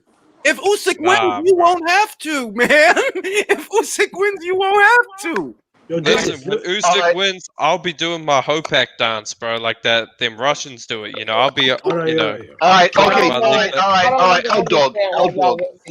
Dog. L Dog. This dude is Eastern European Trolling. bias. Yeah. So Yeah. L Dog, what dance can you do? Hang on. I really want to get this bet on. Yeah, L Dog, what dance can you do? Oh man, that's a good question. Eastern European, whatever. Can you do I the can't robot? dance, bro. I can't even lie, man. That ain't my That's strong. even better. All right. That's even Jumping better. jacks. Jumping That's a jacks. If you can't dance. All right, here's what you got to do for me. If I'm right and Anthony Joshua wins, I want $50 American, yeah. But what I want you to do is sing the first verse of "I Come From a Land Down Under." Can you do that for me? I met a strange Yeah, I lady. could do that. She made me nervous. And you really gotta sing it though. You gotta sing it the way that they sing "Sweet Caroline" at the O2. You gotta mean it. You gotta mean it. You gotta sing it from the heart. I want Yeah, that man. and $50 American. Damn. I hope this fight happens after Pulev because I think Usyk deserves this shot. All right, can I ask a question? Come on, man. Look, I'll ask everyone a question. What's the toughest fight for Joshua? Fury. Out of one tech, Fury, Usyk or Wilder? Because I think some people think Usyk might be a tough fight, but everyone Usyk. think. I think Wilder is more tougher, to be honest.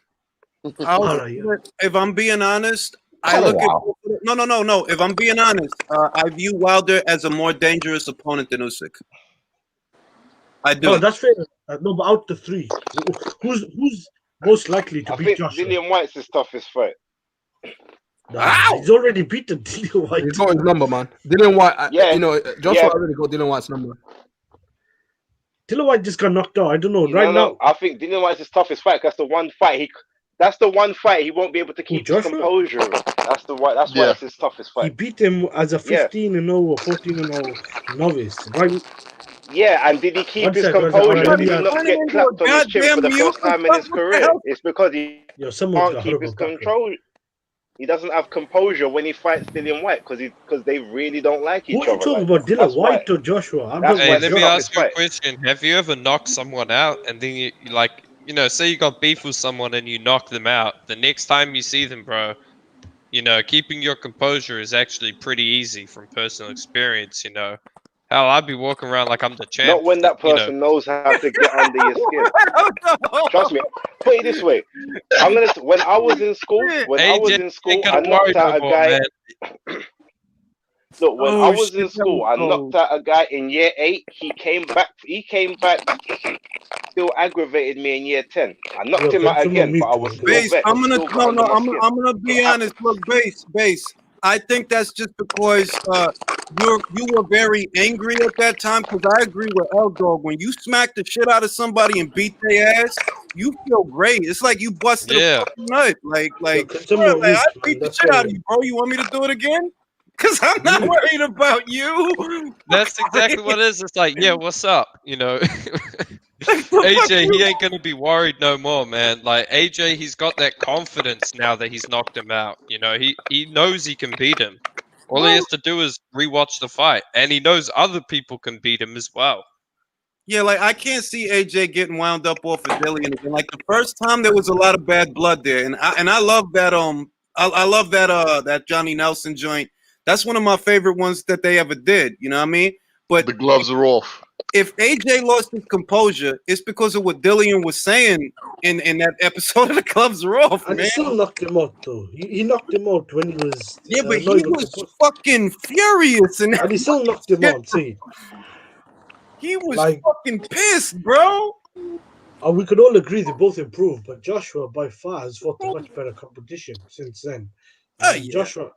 Joshua, I think, would be a heavy favorite. Don't get me wrong. I do think Dillian White would give him problems, but once you've been knocked out like that by Povetkin, I think if Joshua was to fight him again, Joshua was to chin check him, I think AJ knocks him out. I think AJ beats him easier the second time. If I'm being honest, I could see that. I think he beats him easier the second time. Now, that's nothing against Dillian though. It's just I do believe that out of that dynamic, AJ has your number, bro. He's got your number, like legit. You can't beat that guy. You've already lost to him psychologically because you already view him. See, Dillian White gave away a tell. He views AJ as being privileged. That means you look up to him.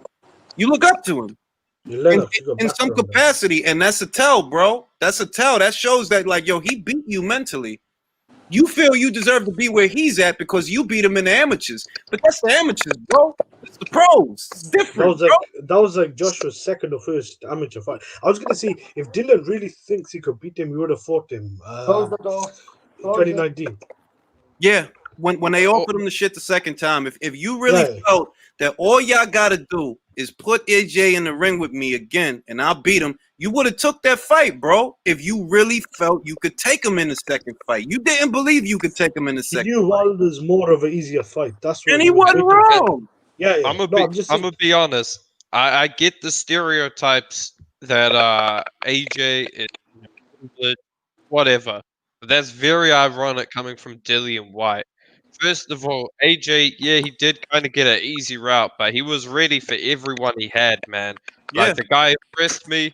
The guy impressed me with his performances. Like Julius, can you mute everyone? not an easy route, but he had financial backing, you know. But he impressed. Whereas with Dillian White, it's like this guy, he's not even that skillful, but he's still getting all these big purses and opportunities. Throw him in there with Hergovich, Bacoli, Yoka. Let's see how many of them he beats. I don't think Dillian can beat Philippe, and I'm not saying He that. can't, bro. He can't. You And that's think what I'm saying. He's privileged because Dillian White is protected because he makes money. I mean, I'm just saying that Philippe, I'm just looking at it in terms of styles and all of that. And I'm being honest. If they put that fight together, let's say 2 fights from now or some shit like that, I go Philippe, bro. I think Philippe will hurt that man. I really do. He'll hurt that guy.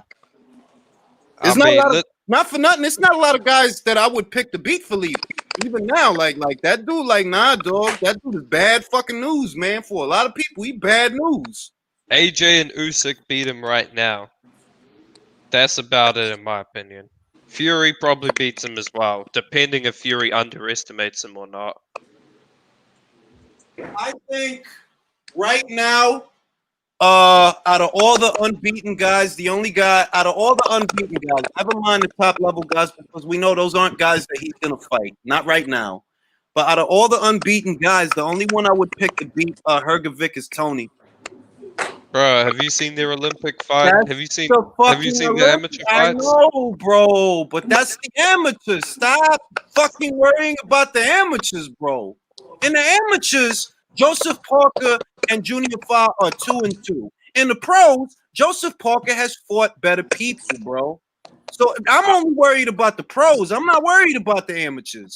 He can't beat him, man. Tony Yoka, especially in the pros, he can't beat him. Tony Yoka, I'm very suspect about his last win.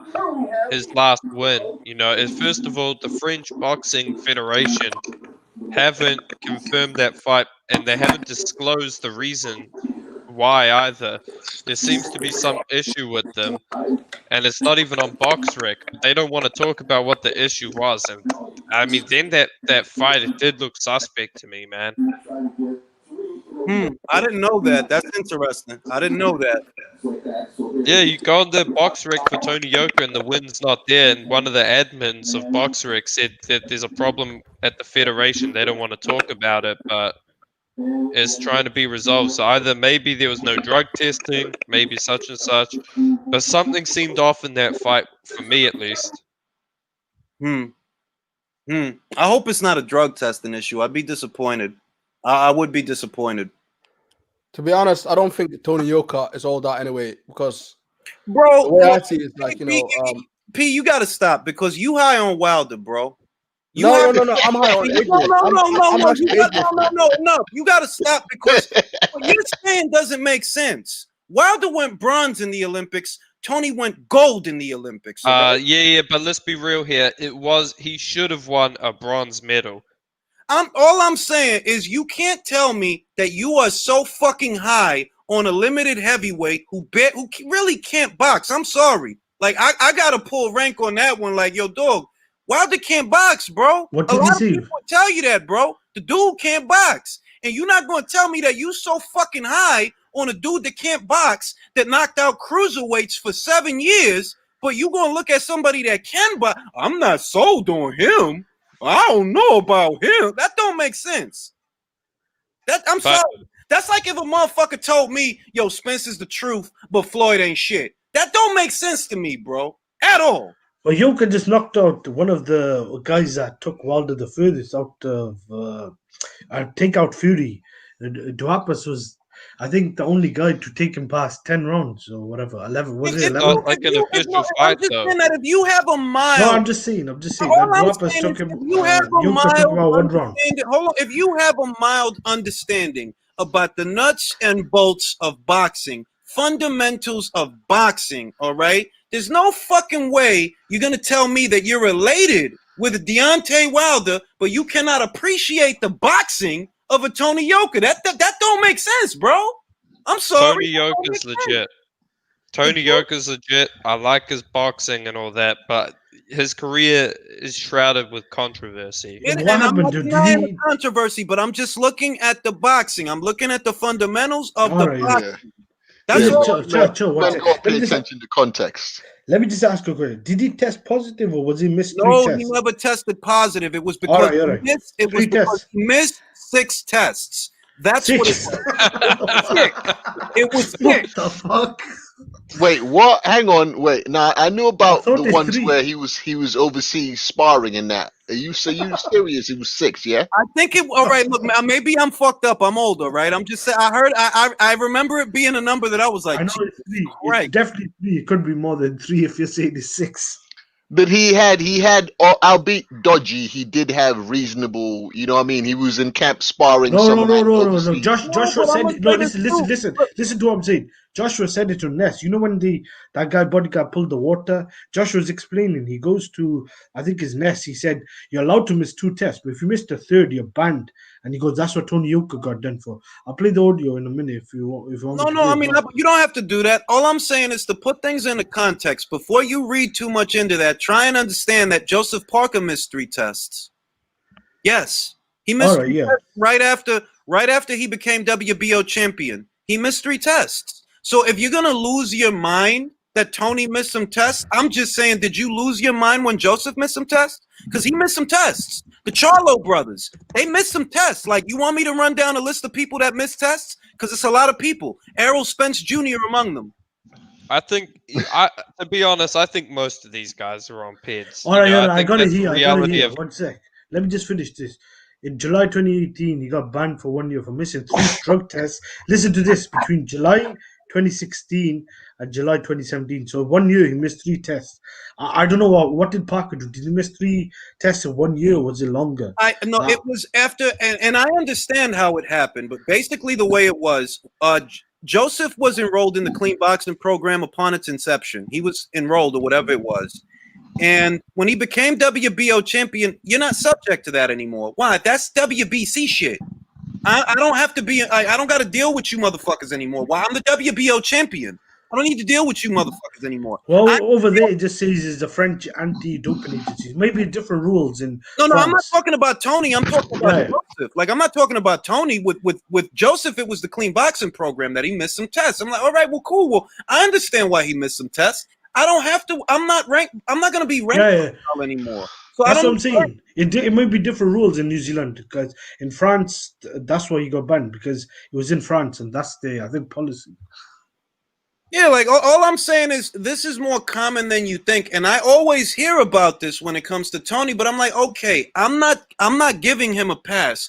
But what I'm asking is, if you drew suspicion from that, did you draw suspicion from Errol Spence not enrolling in the clean boxing program and choosing? I mean, you know what? Charlo's missed a couple of tests. Do you know how many people were dropped upon the inception of the clean boxing program? A lot of people that, you know what? A lot of people like. A lot.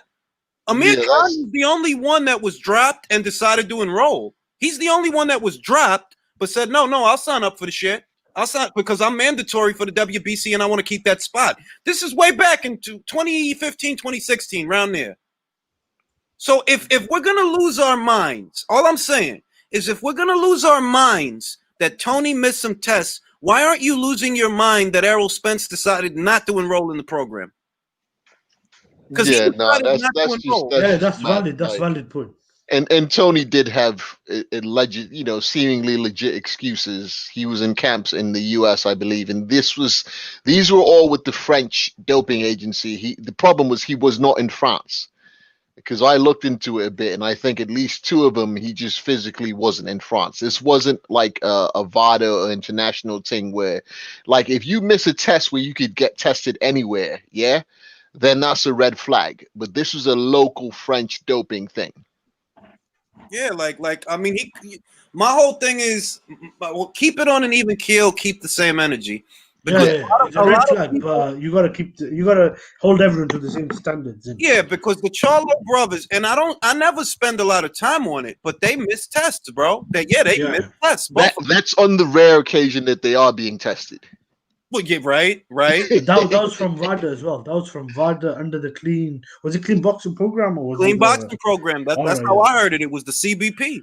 So if I gotta lose my mind for Tony, I better see everybody losing their mind for Jamel and Jamal. I better see people losing their mind over Errol Spence. I better see it. Because shout out to Tony Yoka for actually taking performance enhancing drugs, because I want to see you get a sustained beatdown by Hrgovic. I don't want it just to be over in 3 rounds. I want a sustained beatdown. Fam, you're being a bit mad now. This is just being a bit mad. Talking about PEDs, like why hasn't Fury, the win over Christian Hammer, why isn't that deleted? Because he was on juice that time. The wild boar stuff. I think it's because UCAT threw it out, unless I'm mistaken. Am I right? He copped the plea. He copped the plea, which when people try to act like, when you cop a plea, that means the plea is you plead guilty. Yeah. But you saved the ban. You saved the ban. People like those guys on YouTube were trying to talk about that. It doesn't mean serving. When you serve a ban, it means that you are admitting guilt for the offense. That means that you're saying, yes, I took PEDs. Okay. But what I'm trying to say, that was back then. That people should have been wiped out. No. This is what I'm gonna say. If we're gonna be fair, I agree with P's point, because you know what, Alejandra Jimenez, right? She got caught with PEDs. As a result of that, Franchon Cruz's the decision in that fight, it got overturned. And she got her belts back. Yeah, but Lamont Peterson tested positive against Khan, and the WBA didn't strip him. I think the IBF stripped him. This is something that I think is very No. The girl she beat got her belts back. No, I'm just saying, but boxing, we've seen this, a lot of these cases where not. This is the problem with fanboysism. When people like this is the thing with Hamed, he likes Fury. Fanboys, it's fine. It's all right. Oh, shit is about to go down. Also, Lucas Brown beat. I agree. The Hammer fight should have been a no contest. But what has that got to do with the Wilder fight? I remember this wasn't. This had nothing. No, fam, Ahmed, you jumped on a defense thing and no one brought up Wilder. Ahmed, you just showed your card, fam. Ahmed, no one went there. Man. No one went there. He just asked why the Hammer fight was not a no contest. I thought he's saying. I thought. Well, you thought because that's what you were getting ready to defend. He never made the statement. If he copped the plea, which he did, he copped the plea, and they gave him a retroactive ban, even though he was quote unquote retired. Whatever. Point is, you copped the plea, right? You're guilty. So I agree. The outcome of that fight, it should have been called a no contest. I agree. But I'm saying what I'm trying to say. I've seen this so many times in boxing, like Peterson, other guys who are tested positive. I agree, Fury, that fight should have been a no contest, so it should not be a win. But I'm saying we see this so many times in boxing where guys tested positive and nothing is done. Like the result doesn't change. No, that's not true. When Tevin Farmer fought, was it Ogawa? Ogawa. Yep. Ogawa tested positive for PEDs and they overturned the decision. Yeah. But it doesn't always happen. That's what I was trying to say. Well, it should. It should. That's what I'm trying to say. I think it depends on where the fight happens. I mean, remember Lucas Brown and Chagayev? That was funny. I mean, Lucas Brown somehow won a world title, and failed a drug test, but the win is still on his, illustrious resume. Bro, he wrote a book about it, bro. Oh, he wrote a book, yo. Well, I'll say this. It should be no contest, but it ain't. Fury undefeated. That's fine. I didn't say he lost the fight. No contest doesn't mean you lose the fight. No contest I ain't saying he lost the fight. You didn't win it. I know that motherfucking shit. It should be a no contest. Nah, man. He won. Okay. Who cares? But no contest don't mean you lost the fight. It also doesn't mean you really should have. Obviously, you didn't win the fight, but listen. Yeah, let's not even get into that because you lot want to explain how much meat you got to consume for a pharmaceutical to make it into your bloodstream. Exactly. Well, and look, the dude that anchored your story, you're corroborating evidence. came out and exposed you, bro. So the whole Wild Boar shit, it's out the window. Like, you didn't need no Wild Boar, dog. The fuck are you? That guy don't even have Wild Boar. Why is he silent though? Why is he silent now though? The guy came out and then now suddenly like he's because Nick Hennessy's check didn't clear. That's why he came out. Nick Hennessy's check didn't clear. That's why. That's crazy, man. Remember, he wasn't with Frank Warren when that shit went down. If he was with Frank, the check would have cleared. I think. More general question. Do you guys think that pretty much most of these world champs are on something? Well, that's what I was gonna say. Majority of the top 10. I think a lot of guys is on a lot of shit. Look, I'm suspicious of anyone. Yeah. Hergovic. I'm suspicious of anyone. Hergovic, who I see shave their head. Hergovic. Well, yeah, but I'm saying, man, like even my favorite boxers, I'm gonna be honest. I hope they're on something because everyone else is. Dog, I hope you're on something. Bro, I ain't on nothing, man. Well, let's just look at this. Fury, he's tested positive, and we're gonna go through all of them. Ortiz, Dillian White, Povetkin. I think I missed a couple. Not Tony Yoka, someone else. Well, the difference quite is a lot. Dylan tested. Yeah, but now you're getting defensive. Well, I'm not getting defensive. I'm just pointing out. But he had one in the past as well. No, I know. he only had one. Hang on. They all had their reasons. Povetkin had his reasons. I don't care. No. I'm not breaking down the reason. I'm just saying that Dylan's only. What I'm clarifying is that you're trying to bring this whole the UCOT. Wait, let me land, fam.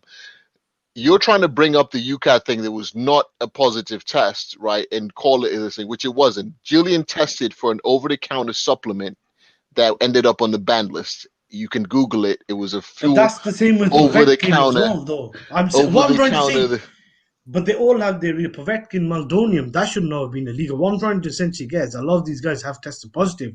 And if they all getting tested throughout the year, we don't know who's on here. No. The only guy I think, the only couple of guys are Joshua, probably Parker and Ruiz in the top 10, who I don't think have whatever been tested positive. The rest have got suspicion or red flag or tested positive. Didn't Joshua have TBs? I don't know. No. Joshua's too big to fail, bro. Joshua's too big to fail. He'll never test positive. Yo, listen, I heard Ahmed is on PEDs. Victor Conti just texted me that Ahmed is on PEDs, bro. He's on clembuterol. Like, he's on. Because I can't have anyone bringing up an argument that was started by Jarrell Miller. We're gonna be honest. That's because that shit came from Jarrell, bro. And I'm not gonna qualify shit Jarrell says, bro. Right. Who did he say that about Joshua? Isn't he? He said. Well, it takes one. The statement you just made came from Jarrell Miller, Ahmed. You just quoted Jarrell Miller. Dillian White. I was talking about Dillian White as a kickboxer amateur. I was talking about, and as a professional, he's had a couple of cases now. I don't care if people believe his story or reason. Same as Povetkin, same as Canelo, same as all these guys. I was just saying. I mean, just because I know Dylan's Mandem is serving out papers to YouTube channels, he only has one this thing for an over-the-counter this thing. So you just made it sound like man had 3 failed tests or this thing. And I quickly said something about Dillian White. Like Dillian White, yeah, like when he was fighting the likes of Parker, Lucas Brown, he looked like in good shape, but in the last fight against the Povetkin and even Marius Wack, he looked a bit like out of shape. No, he looked out of shape with Wack. He looked out of shape with Wack. He didn't look out of shape with Povetkin. Come on now, be fair. Have you seen what he used to look like though? He used to be ripped with a six-pack. That's what I mean. When he was kickboxing. I think this guy is he as young as he used to be? Is he? Nah, but come on, man. This guy's an obvious juicer. The guy failed drug tests. He did. Julius. Well, I'm not defending Dillian, but I'm trying to prevent. You are. It sounds like you are, man. No, I'm trying to prevent Julius's channel from getting. Hang on, Julius. You know what I'm trying to do is prevent you from getting legal paperwork from Mandem slandering someone. I didn't accuse Dillian of shit. All right. Yeah, but they're doing it on your channel. They're doing it on your channel when there was only one incident, and these men are being like he's a. We're not accusing him, Lennox. Listen, we're not accusing him. We're saying basically I am. the shape changed.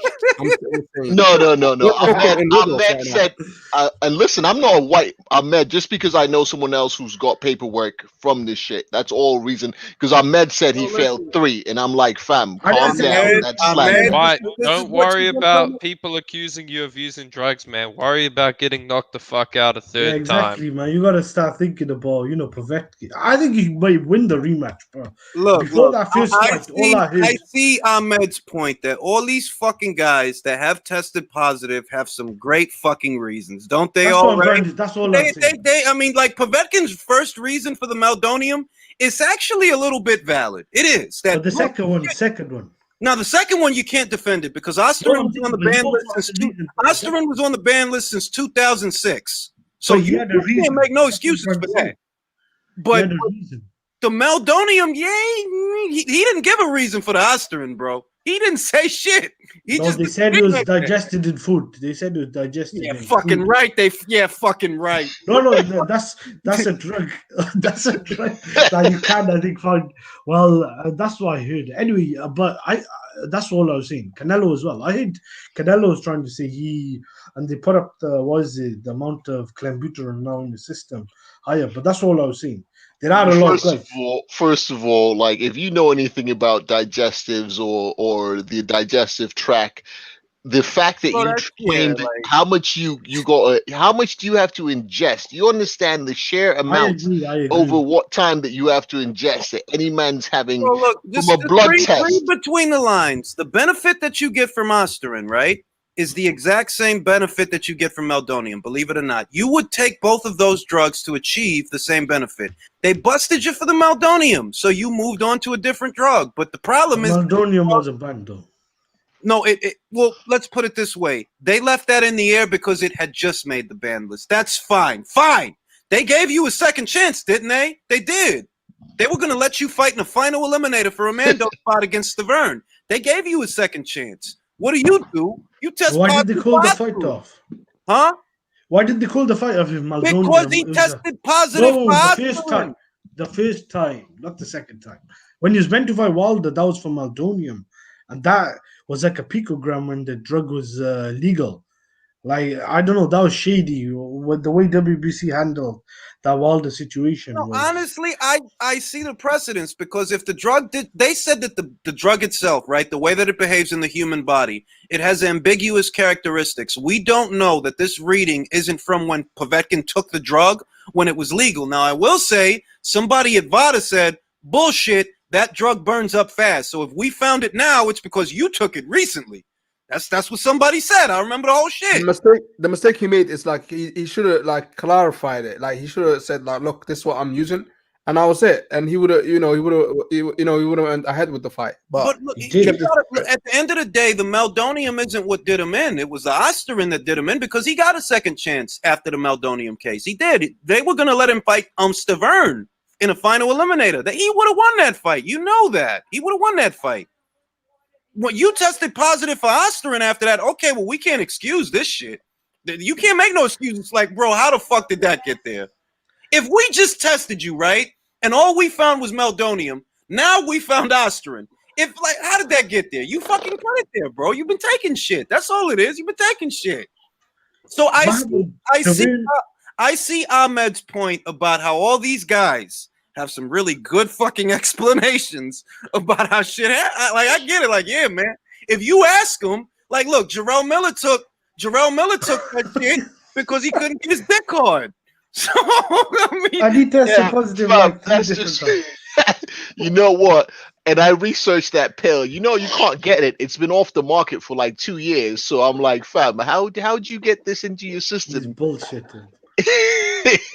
He just got a supply just lying around in the in the wardrobe, just bare supply of Black Ant. So I think PBC might sign him, man. Seriously, I think PBC might sign him because Top Rank is signing a lot of the heavyweights. You look at PBC stable, who have they really got? Like, bro, if they offer him something, he'll take it because he has no options. You burned your bridges with Matchroom. You burned your bridges with Jay Prince and Top Rank. If PBC offers you a pack of chiclets and a fight, take it. Take it. Why didn't they sign him when he fails again? That would be funny. He'll end up at he Frank might Warren's end Queen up in, Free promotion. yeah, or he might end up in the Guinness Book of World Records for just, you know what I mean, the amount of failed tests. Bro, I mean, like, I honestly can't see him boxing anymore. Maybe he has let to everyone the down. WWE. But listen though. If they can give Dillian White a chance, Povetkin, Stavern, Ortiz, why not? Like, look, he made a couple of mistakes to the young guy. That's You know a what I bit mean? mad, Give fam. him a That's a third bit chance. mad. In the words of Charlie Murphy, habitual line stepper. There's a mistake and there's a habitual fem. How do you Yeah. fail 4 tests in one sitting for 3 separate substances? He's got a good excuse. He just What? tested Wait, Viagra, bro. He just with Top Rank. So come on, man. No one could defend Miller. That's like too much. Yeah, But like, I mean, it's boxing. Until you ban these guys, you will get. it's not like, look, I said it in a video. It's not about the commissions. Fuck the commissions. They're not gonna do shit anyway. It's about the promoters. They don't want to gamble with this guy no more. You're a social pariah in boxing, bro. Top Rank gave you a second chance and you fucked it up before it even started. Nobody wants to deal with you now. You had a PD money. with Beauty lined up. You wrecked a pandemic card. Yeah. Like, you wrecked a pandemic. You know how Was much he meant to financial fight? strain, that put on the promoter and everything, right? You got COVID testing, you got all these things in the midst of a pandemic. It's much harder to put on cards now. It's much harder to get in a replacement opponent. You got broadcast schedules, fam. You caused just mad chaos. I think you had to Al attack him. I think Al Heyman will take him. That's what we said. Bro, he came from PBC. Do you guys understand Oh that? yeah, Jared Washington. Dude. Like, he was already there, bro. Like, why do you think he left? Like, Who did he leave? I don't understand that. Like, look, He man, left because he wasn't getting Macho. money. He was chasing the money. He saw that. What happened was he saw the Danny Jacobs money, and then he was the second one right after Jacobs. Oh yeah, and he confronted AJ at the AJ Povetkin fight. And that's when they just signed the Yara one. He fought Washington, I think. And the other thing is, Al Heyman does what with this guy, bro? What does he do? What? What is he Even gonna Wilder do? would sell, but I don't know about pay-per-view. I think if you put that on Showtime or Fox, that's not a bad fight. You got two guys who love Feed to him to Luis Ortiz. The boogeyman. There's Otto Walling as well. Otto Walling is with Al as well. He's with Solito Promotions. He's Otto's not- with Solito, and I'll tell you right now, Otto beats him all around the ring because I've seen it happen. Really? Oh my god. Lennox, don't give away too much. You have a professional relationship and stuff like that. Can you don't tell everybody everything? Don't tell us that, please. Don't fucking tell everybody everything. Jesus. Don't spoil it. Don't spoil it for us, please. It's only Miller, man. We don't know if the guy I will can't see nobody touching Miller unless he joins that Ken Shamrock League of Fighters or bare knuckle boxing or whatever. I don't see this dude coming Man, back. he's gonna be fighting in Japan, like in Pride FC, back in the Yeah, days when like- it was the Wild West, man. Don't be surprised if he goes back Nah, to Dana kickboxing. White will take him. Do you guys reckon Joshua Dana would White have will knocked him take him. Zuffa Sports will take him. Maybe. But do you think Joshua would have knocked him out? Yes, I'm convinced. I don't know if it's points or knockout, man. No, knockout. He's there to be hit. That's true, yeah. He stands in front of you, bro. Like, you see how he fought? He stands in front of you and he gets in a high guard and he tries to get close to you, but he doesn't have fast feet. So you there for right hands and uppercuts and all kinds of nice shit.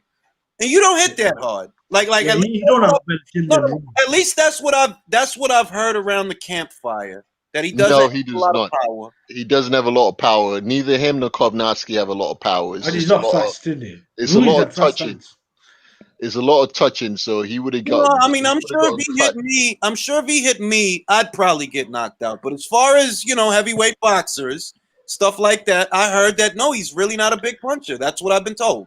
I think if he landed on Joshua, he would hit him. But I don't think he's not as fast as Andy Ruiz. And I'm telling you that listen, we got to stop with this dumb Joshua shit. Joshua ate a clean left hook from a strong puncher who just cold slept Dillian White. Joshua ate it.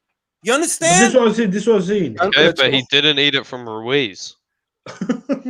Well, no, no, L Dog. If we're gonna do that, you then have to acknowledge that Serafina already confirmed this man was concussed.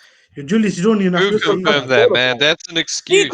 Bro, it's not an excuse. She Julius, confirmed. bro, you don't need to go down that route. That's you an could just excuse, look. man. Wait. Let me get the hold of this. Look at the way Joshua fought Ruiz in that first fight when he look at the when punch he dropped that him. Ruiz landed in the second fight. If you're gonna No, look what he did when he dropped Ruiz. The guy had no defense. He's in the pocket. Listen, you know what happened? I'll tell you guys what happened. Joey DeWaco, knocked Joshua in That's sparring. fucking confirmed, bro. That's why get out. Joey DeWico knocked him out. Oh, that's even worse. That's true, Eldo. That's true, Eldo. No, I'm gonna tell you. If I'm gonna be honest. And no, wait a minute. I'm gonna be honest. Because this is what I honestly believe happened. And this is a theory, but it's based on the fact. His game plan was wrong as well. Yo, dog, shut the fuck. Like, Jesus, can I talk? Yo, all right, go, bro. You don't need to cuss. Stop all right. All right. Can I talk? Go. I believe Joey was paid to hurt him. That's what I believe. Yeah, I think so. Why does that I agree matter, with you, Julius. Because that's what I would have done. If I'm on the opposing end of Anthony Joshua as a marketable fighter or whatever, Joey is there to help you spar. You understand? It's sparring, bro. It's not even supposed to be hard. Bro, just wait to talk, bro. Yo, it's hard to tell when you finish. All right, go, bro. All right, well, he's there to help you prepare. You understand? I don't think he was there for hard sparring per se. And I honestly believe, they paid this guy to hurt him because that's what I would do. I would do that. If I know Anthony Joshua's in camp preparing, Joey, hurt this guy, bro. Hurt this guy. And Julius, additionally, I don't know. I don't think you formulated that theory because it's not a theory. It's something I've heard from, you know what I mean? Oh, come on. Yo, can I just say this? Let me just say this. No, all right. Wait, Ahmed, wait. I'm just going to say this. I understand where L Dog is coming from. I honestly do. But I'm just going to tell you that not everything I'm told is something I communicate. There's a lot of news that I sit on that I don't even talk about on this channel, bro. Fair enough. I just think it's like excuses, man. We flame the Wilder fans for making excuses, but no one's making excuses. No one ever made excuses. Let me see. Eldog, let me reply. Julius, bro, I get what you're saying. I respect you. I don't think you articulated as well as you did after the fight. I don't think you talked a lot about this. The reason he got knocked out was because he didn't show Ruiz any respect after he dropped him. He tried going for the knockout. Bro, I've maintained it throughout, Ahmed. I've maintained it throughout that he got greedy and I'm saying you don't need to entertain. You don't need to entertain the whole thing. That wasn't 100% Joshua, Ahmed. Come on, man. When he was walking in the ring, his whole face was like, man. Let me finish my point. Look, this is what I'm trying to say. The reason people, when they say the guy's chinny and all that, the reason I personally think he got dropped so many times, that could have been one of the reasons. The guy was concussed. But the reason he lost that fight, the main reason was he didn't show the guy any respect. He knocked him down. He thought this is a fat, chubby guy that could walk through, and he was made to pay. That was one of the main reasons. This is the thing. You want me to ignore. This is my problem with having this conversation. You want me to ignore things that I noticed because you don't like the way that it sounds. No, I'm not saying that. You want me to ignore that Wilder?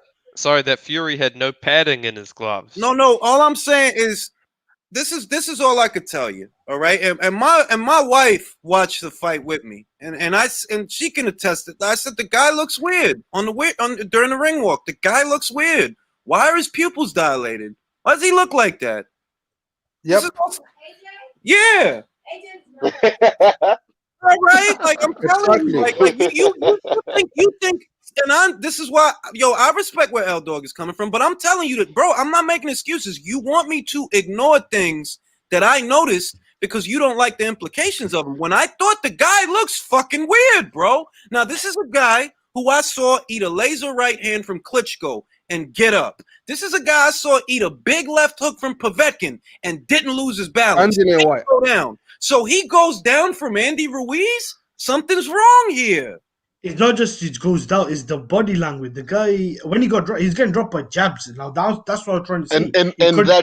And that's what Julius is trying to say. Yeah, No but one's I'm no trying to one's say, making hang on. No one's making excuses. Julius is just trying to quantify this whole AJ's chinny narrative. That's all. this That's is what all that this is being brought I'm up saying this is about. what this. I'm I'm trying to not say. saying he's got a glass jaw. I'm saying he doesn't have a very good chin. Like he doesn't have a Oh my who has a Hergovich god. good chin. chin That's then? for Who has sure. a good chin? You answer the question. Hergovich, bro. Fam, Hergovich ain't no anyone fam, yet. you're high on Hergovich, who I've watched got battered how many times in the amateur. Chill out, fam. Come up with something better.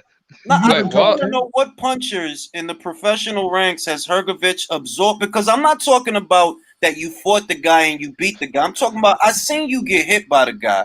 I saw you get frazzled by Dillian White, but you didn't go down. I saw you go down in a Klitschko fight, but you got yourself back up. And Klitschko has 53 knockouts. He has stopped 53 men, dog, right? That This shot guy should have hits knocked hard. out AJ. That shot from Klitschko should have knocked out AJ. So you can't keep telling me that the guy's chinny because of a fight where it's rumored he had a well, it's not rumored, it's confirmed. He had a But what concussion. about Come on, man. what about the It's a rematch? rumor. It's an excuse. It's a rumor. It's like Eldo, what about the these rematch? Wilder fans. So Serafina's making excuses for AJ. Why? She said the reason I was confident Jarrell Miller could beat him is because we knew he was concussed.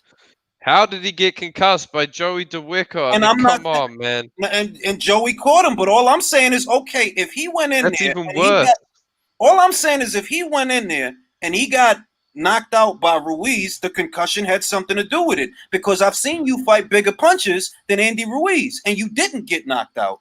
Additionally, he finished the fight on his feet. But what about the rematch? Look, he got stopped, whatever. He got knocked So did out. Wilder. But listen, No, one sec.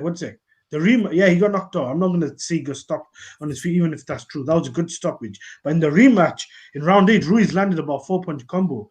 If Joshua's chin is glass, as people make it out, the guy would have got dropped. Ruiz had 12 rounds in the rematch, and I can't remember him putting him down or even hitting him. He was out of shape, bro. I don't care. That is, I mean, that's as bad as the whole other excuse. This man's just trolling. This man's just—it's not even a good troll. I'm not trolling, man. I'm being serious about this AJ Fury. You're doing and Wilder exactly thing. what you're accusing other people of. People think I'm trolling, but I just keep it real on every fighter at the heavyweight division, bro. That's You're what I'm making doing. excuses. You're accusing other people. What you're doing is you're accusing other people when you're doing the same thing. You're making excuses. Yes, because that's what they do, man. These Fury fans, these AJ fans, and these Wilder fans, they all make excuses for their guys, You're man. It's annoying. making excuses for Ruiz. Ruiz had 12 rounds in the rematch. The guy said he's in the best shape of his life, all that. I think he wasn't, but I mean, he still couldn't do shit in the rematch. It's like, yo, look, you're taking it to a place where it don't belong when I'm talking about punches that landed. That's all I'm talking about. That I saw harder punches than Andy Ruiz land on you, and you didn't get knocked out. But when you fought Andy, you did get knocked out. And what's the difference between the Ruiz fight and them other fights that you had? You were concussed. No, the difference was, each bit of punishment takes a little bit out of you, man. You're trolling, man. You got to at least do a better job. Like look, Man, if you stop see, accusing everyone of trolling, let me say Hamid. this, You let me accused say me this, boxing of trolling, and now what you're if accusing me of trolling. what if they had the third fight? I think the third fight would be like the second fight. So it was. I mean, it was one a lot to me. Ruiz just hit the lottery. Joshua was at his worst. He had no respect for the guy, and I think there was some validity. He had some problems. The guy didn't look 100%. He may have been concussion or whatever. He got it all right in the rematch, and we've seen how that played out. Listen, man, I have a feeling over the next couple years we're gonna see how chinny AJ is. And you sound like every Klitschko fan I ever heard after the Corey Saunders fight. But I mean, Klitschko was chinny. Let's be honest. Look. When Lennox got stopped by Rockman, everybody counted him out. Now I'm not. I've been here 1,000 times, bro. That's what I'm trying to tell you. The guy got knocked out by a guy. You don't want to acknowledge all the particulars. That's fine. You don't have to, but I do. If you would have believed people about Vladimir Klitschko after the Corey Saunders fight, you would have thought his career was over. But was it? No. So I'm not gonna I'm like, bro, I've been here before. I'm older than you. I've been here before. All right? That's like I've been here before, bro. Like, you're not Julius, I agree with you. You want me to ignore that the dude had a concussion. Why the fuck would I do that? Yeah, this is the thing with That was a heavyweight. 20% AJ, man. That was a 20% AJ in there with Ruiz. I'm not saying that. I'm saying it's 100% AJ. Just styles make fights. He got caught. You know, his chin isn't the best. He couldn't No recover. one said his chin was the best, though. You could say that about Fury. You could say that about Wilder. They've all been down. I mean, the other thing is, I don't talk about chins that much in the heavyweight division because that's kind of farcical. They're all one It's punch. the heavyweight. It's They're the all heavyweight. one punch away from being knocked out. Like I don't see a whole lot of super duper chins out there. And please don't bring up Philippe Hergovic because he hasn't fought any punches in the pro ranks yet. He hasn't. Yo, you know what I reckon? Good chin, Maris Walk. Come on, man. And Mary's How many times has Maris Walk actually been like knocked out? Oh man, dog. I think Ruiz might have the best I chin. love El Dog, Ruiz. man. I think love it's that Ruiz. guy. If I ever go to New Zealand, I want to drink a beer with that guy. Yeah, and I'm gonna say, what about Kevin Johnson? His chin's pretty good. Oh, okay. Can I reply back about Kevin Johnson? Kevin Johnson does actually not fight back. He's always on defensive mode. He hardly throws any punches. He's not there to win. That's why he doesn't get knocked out. Yeah, like he comes in on survival mode. That's But what his chin is pretty survive. Look, man. Like I said, I've been here too many times. Like, bro, if you see, I don't know if you were born when Corey Saunders did that to Vlad, but everybody thought, yo, it's over, dog. Yeah, they broke off. Him back to wherever y'all brought him from, because there was all this buzz about the Klitschko brothers that, it's like 2 Ivan Dragos coming over here. It's like 2 of them. You watch that Saunders fight, and it's a wrap, bro. This dude's career is finished. You would have never thought that he'd go on to reign for 9 fucking years, bro. You would have never thought that. So I'm sorry, like that's not gonna fly with me, bro. Yeah. I mean, yeah. No, I mean, chin's always a weird thing to discuss. In the heavyweight division, it is. It shouldn't even be a discussion in the heavyweight division. Nah, because some guys do have good chins, like Vitali Klitschko. Larry Holmes had a good chin. Muhammad Ali, you know. Yeah. But look at Vitali. I mean, look at that monstrous uppercut. You know, we can't deny his chin was made of something else. This era is different though, because the guys are a lot bigger and they're heavier. Yeah. So if they hit you with a proper punch, they will put you down. They'll put any man down. It doesn't matter how good your chin is. Well, Ali was what? And I mean this. Look, I'm gonna say this, and I mean this from the bottom of my heart. Vitali Klitschko, if he was in this era, he beat every single one of these fucking guys. Facts. And I mean that. He beat every single one of them, including Philippe Hergovic. Man, that'd be like 2 of these guys just fighting each other, man. Like the prototype and the real deal, you know. Like, and I'm dead serious. Vitali was a different. To me, he might as well be an undefeated heavyweight. To me, as far as I'm concerned. Yeah. Vitali was special, man. His I always thought, imagine if like the parents didn't have 2 kids, but Vitali had like Vladimir's, or actually say like Vladimir have Vitali's aggression and his chin. Damn, like I don't think he'll be beaten by anyone. That's how I feel about that, and I firmly believe when you talk about chins in the heavyweight division, you can't talk about who doesn't have one. All you can talk about is who does, because they're all one punch away from being knocked out. Bro.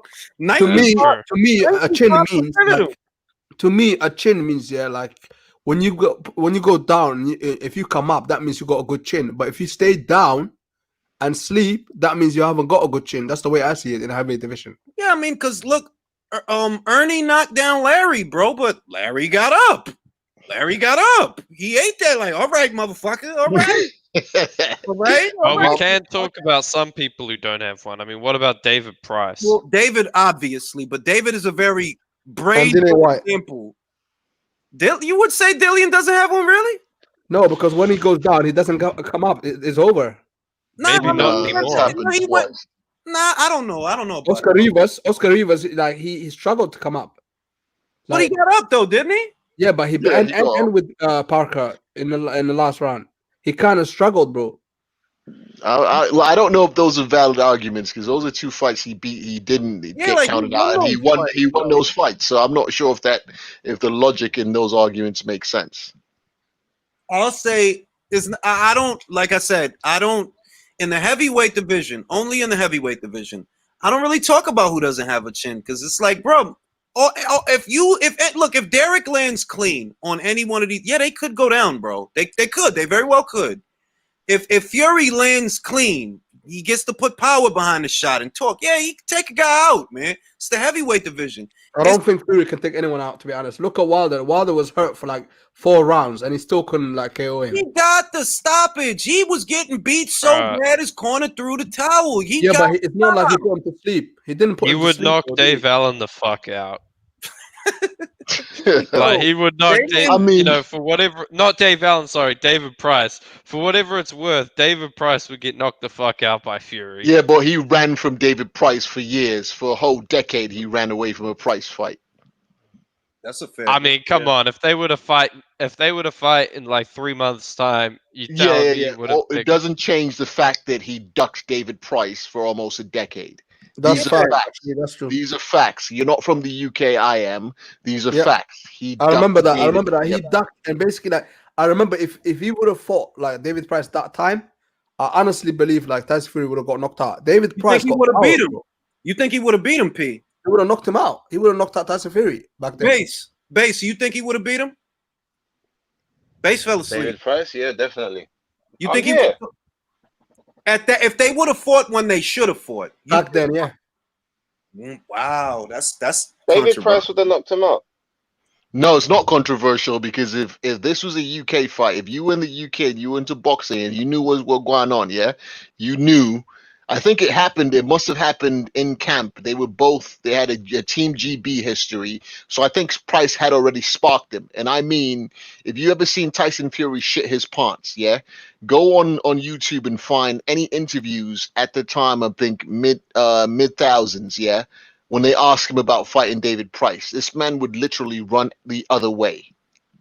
Wow. That's news. I didn't know it was that bad, if I'm being honest. I didn't know it was that. Yo, fam, ask Beats. Beats will give you a whole history on the thing. Wow. So David Price could have ended this shit, man. He could have ended this shit. Hey, I hate to change the subject, man, but 1 week from now, around this time, man, Loma Lopez will have been I'm gonna be live for that shit, bro. Is that Marius? Yeah. Hey, zoom in on him, bro. I told you the guy had a good chin. Look at that shit, man. It looks like a fucking brick. Bro, his face is shaped like a foot. I know, but like you could take a sledgehammer to him, man, and you break the sledgehammer probably. He sounds like he has a chin. Marius, AJ can knock him out. You think AJ knocks out Vok? Like really knocks him out? Knocks him out. I think Wilder can knock him out as well if he connects. I think Wilder can knock him out. He's there to be hit. I mean, Vladimir couldn't. Povetkin barely could knock him out. Miller, Vladimir, when Vlad fought him, he was unbeaten, right? He was unbeaten when Vlad fought him. Yeah. Yeah, give Vlad a little credit, man. I'm pretty sure he was stopped on his feet, like against Povetkin and Bacoli and Miller. Well, he's a really big fucking guy. I mean, he is a big guy. He's a really big guy. Shit, man. I'm gonna be live for that fucking fight, man. I'm gonna be live for that fight.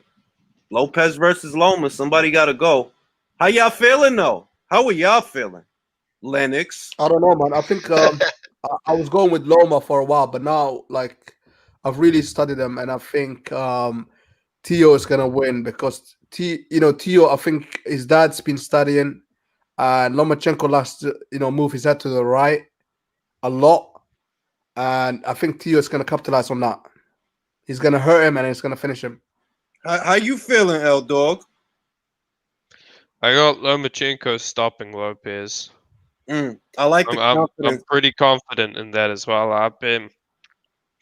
The more film I watch on Tio, the more I think this is a match made in heaven for Loma. But at the same time, he's coming off a 15 months layoff. He is 32. He is a lot smaller. He could get knocked out early. It's a very real possibility. But if Loma has no ring rust, I think he beats the hell out of Tio. Stylistically, I can't see Tio having a lot of success. He's a flat-footed. I don't think he's going to use the style that we've been seeing for Loma. Why would he? You don't bring in Joey Gamache to do what you've been doing. But that's what he's been doing. I mean, the guy did the same things against Comey. It's just that Comey, let's be real here, he's not a very good boxer. He's tough. Oh my God! Yo, hey, do you how old are you? How old are you? Just out of curiosity. I'm 22. Oh, all right. Yeah, never mind. Yo, Then a lot of. I love L Dog though. Bro, you telling me you think Comey's a good boxer? I think that Comey is good at what he does. I honestly think he's good at what he does, and I think I would pick Comey. Like, say, and I'm being honest. All right. If it's Comey Campbell, I go Comey. Nah, I think Comey's just like he made a very stupid error in that Lopez fight. It was one of the most ridiculous decisions I've seen someone make. Dog, have you ever been in a boxing gym? Have you ever laced up gloves? Yeah, bro, I used to box. How long did you box? You're 22, so speak wisely. About 6 years. When did you start boxing?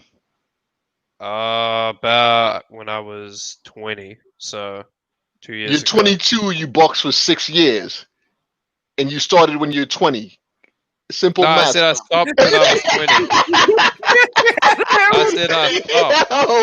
Yo, everyone on the panel, you just heard what this man just said, yeah? Yeah, I said I stopped, bro. He said stop. Lennox, it did sound like he said. 100, Lennox, and if you're down to throw hands, bro, I'm ready. Let's not make it about L Dog. It's about Comey. If you want me to this is what I'm saying. So let me explain. Let me explain what Comey did that was wrong. As soon as he stepped on the line, he thought it was a good idea to exchange a right hand without any setup whatsoever. Yeah, but he got with beat. a counter puncher who's way quicker. He got beat to the punch. That's all it was. It happens. He got beat to the punch. It's not that though. It was a stupid mistake. You don't throw punches at a counter puncher without setting them up in some way. You need to layer your offense. I honestly think it was a. Come on, I think it was a bad. Look, I'm not. Well, I don't want to make excuses for Richard, right? But I just honestly think, like, yo, you got caught, bro. That doesn't mean you're a bad fighter. You got caught. Yeah, that's I think it does, man. This man's out here rubbishing someone who's only legitimately got one loss. Yeah, one legitimate loss. Oh, I'm gonna just all right. I'm gonna run down a list of names. I'm gonna run down a list. He got 3 losses actually. No, I'm saying, nah, fam. I know his He didn't record. really lose. He didn't really lose that. He had the worst title run since Ndango and Jeff Horn, for Christ's sakes. Oh, stop it! Wow. Stop it! Just you're I making mean, seriously, ears, Comey is a basic boxer. Why would you exchange with why would you exchange with a guy who's a counter puncher? Fam, dude, you were not. That's you were completely no irrelevant. Position. You were one at a time, guys. One at a time. All right, look. All I'm saying is, Teofimo knocked out Comey, right? Cool. I'll take it. I'm not gonna make excuses for that. But I don't think that Comey is everybody's Huckleberry at 135. He beats a lot of those fucking guys, bro. Yes, he beats a lot of those guys. I disagree. You don't think Comey could beat Emmanuel to go? Oh, he beat Emmanuel to go. He beat never mind. He beats a lot of guys because a lot of guys are not really top level. All right. I think he beats Emmanuel to go. I think he beats Ivan Mendy. I think he beats Javier Fortuna. True. Some fights, I think. Can he beat Ryan Garcia? Can he beat Luke Campbell? Lenara? He doesn't have the ring IQ to beat Garcia. Did you just say Garcia and ring IQ in the same sentence? Yeah, let me explain why. Because Richard Comey falls for traps. Richard Comey falls for traps. The same trap that Ryan Garcia sets, where he distributes his weight on his front foot, draws an opponent in, throws the left hook as they throw. You know, catches coming in. Wait a minute. You're talking about the Francisco Fonseca setup, aren't you? There's a lot. Yeah, there's a lot of fights where he does that. Bro, if you let me tell you one thing. I don't know that he can or can't knock out Richard, but I will say if you tried that shit with Richard, it wouldn't He'd work. fall for it. He'd fall for it. It wouldn't work It because would Richard, never work. The guy is not a high-level boxer, man. Richard is not as small as Francisco. He doesn't have to be that close, and he doesn't have to lunge in to touch you. Francisco did. That's why he fell for it. He hyperextended with the jab, and he got caught trying to bring over the right hand. But that's because he's little. Richard don't have to be that close. Richard don't have to be that close to Ryan to touch him. I think Richard's kryptonite is always guys who will counterpunch him. To be honest, I think he can't fight counterpunches, man. He doesn't know what to do against them. Like you saw that against Lopez. The guy went out there and thought it would be a good idea to just exchange right hands with a guy who's quicker than him and who is a counterpuncher. Who thinks that's a good idea? It's not that you're not making a valid point. It's that you're reading too much into what Lopez did. You're saying that because Lopez beat him, he's a bad fighter. Well, Lopez must be a piece of shit. I'm not saying that. I'm saying he made the mistakes to where Lopez could beat him. To me, that fight was not so much what Lopez did. It was what Comey was doing. Comey let him have that win, and the top-ranked matchmakers set it up perfectly for Lopez to capture that title so the Loma fight could be made. They knew Comey was just tailor-made for him. That's why I was telling everyone. People were saying it was going to be a close fight. I said Lopez in 6. Comey, he hasn't got the fastest hands. He hasn't got the greatest ring IQ. He likes to throw his punches wide. Tio's going to see everything and just destroy him. He's going to decimate him. Fair enough, L Dog. Fair enough. Fair enough. I like L Dog. I like Comey. I was rooting for Comey, but I'm gonna be real, man. Huh? Oh yes. But listen, all I have to say is, one thing's for sure: that fight is gonna be a good fight. It's gonna be exciting. I can't wait for it. I hope Teofimo Lopez wins because Lomachenko, you know what? Yeah, I'm not the biggest fan of Lomachenko, obviously. No, I mean, look, if and I'm being honest, I'm like I don't have a horse in the race. I like them both. I don't give a shit. But I do think it's better for Top Rank if Teofimo wins. It's easier to sell him. He does Fortnite dances. He's young. He's got a wispy mustache. Girls like wispy mustache. And if you watch all the promo or the press things, you could see who Bob wants to win. You think Bob? Oh yeah. Listen to what Bob said about the rematch clauses. Oh, I don't believe in rematch clauses. Bob wants Tio to win the fight. It's quite clear. I mean, look, it's better for Top Rank if he does. He's got more upside. I like Loma, but I've been saying it for at least 2 years now. He ain't gonna be around forever. I think a lot of Eastern Europeans suffer the same fate. They get in these close fights like Kovalev, Golovkin, but they don't get the favorable treatment. They get built to lose against these American fighters, and usually they win, but they get a loss on their record. No. Lomachenko, he lost against Salido, but they tried to say whenever they introduce him when he comes in the ring and all that, they say he's got one loss which is disputable, They always I just watched that fight and he did lose. Salido beat him. It's the pro game. It is what it is. Yeah, I don't even care that he lost. That shit is so. It's trivial, but I think the point they're trying to make is how they try to sweep it under the rug or make it seem like it was inconsequential. And they do, but context is key. They try to count that against Lomachenko's skill set that he lost to that fight. I'm like, bro, Henry Armstrong lost 3 of his first 5 fights. I'm not saying Lomachenko's Henry Armstrong. I'm saying people lose fights, bro. It's if you taking on somebody like Salido in your second fight, you're gonna fucking lose, bro. This ain't up for 10 fights, 15 fights. It's after 1 fight. You're gonna lose, bro. Yeah. So I mean, he lost the fight. All right, that don't mean he's not a good fighter. How many fucking people are fighting Orlando Salido in their second professional fight? Yeah, How many people Salido have introduced 4 him to the professional program. rounds and fight someone with 360 professional rounds boxed? He literally had I want to ask 90 a valid times question. the Can I ask experience. a valid question? Why has he's been fighting since 2013, and he's only fought like 15 fights? Why is that? Because he's been fighting meaningful fights. Yeah, I mean, like, you can't expect him to be moved like a prospect when he's fighting in title fights, bro. I suppose that's what Wilder. Sorry, that's what P likes because he's a Wilder fan. He would prefer him to beat up 40 bums. No, and then, 2 fights a year, like, you know what I mean, or maybe He does 3 fight fights a in year. about 2 fights a year, but I mean, like, you once again, and that's everybody, P. Like, when you fighting top contenders and top 10 guys, and you're fighting in title fights, bro, you ain't gonna fight 3 and 4 times a year. Only prospects move like that. You can't expect a guy who's fighting top contenders to move like that. That's insane, bro. Nobody out there right now is fighting 5 top 10 fighters a year, bro. Forget it. Even when Joe Louis was fighting each month, he was fighting Joe Louis's bum of the month club. Like, he wasn't fighting killers every fucking month.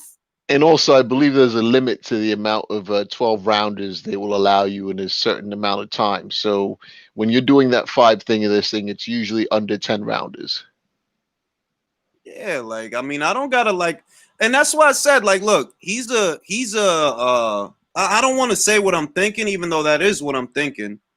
I think he's a great fighter. I also kind of view him as a flash in the pan because I never viewed his reign, his potential reign, as being very long. You don't have that long. You don't have longevity. You were in the amateurs for a very long time, and that's great. Like, that you won 2 gold medals, that's great. But it did cost you something. It costed you time. Your pro career is not going to last that long.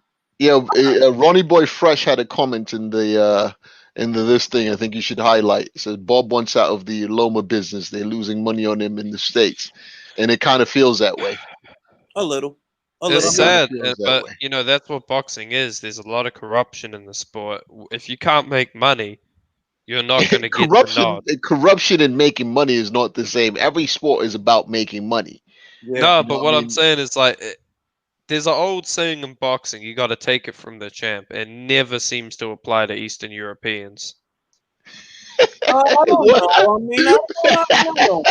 Did Andre Ward take it from Kovalev in the first fight, or was that a close fight that most people thought Kovalev won? Look, what about Canelo? Was that a close fight? Why are these guys having to go to America to fight guys that have been fighting in North America? Why are they always the B side? You know, well, because like they don't generate the revenue to be the A side. It's quite simple. Yeah. No, but what I'm saying is, you know, these guys, they don't get treated the same. You know, you're not the A side. You don't get A side treatment. You don't generate A side money. You don't get A side treatment. That's what I'm saying. Finance. A side treatment, but a lot of these, you know, African fighters, or Eastern Europeans and Cubans, they seem to never get the same treatment that American and British fighters get. No. You look. You can't look. Don't make it about nationalities because it's not. It's actually about money.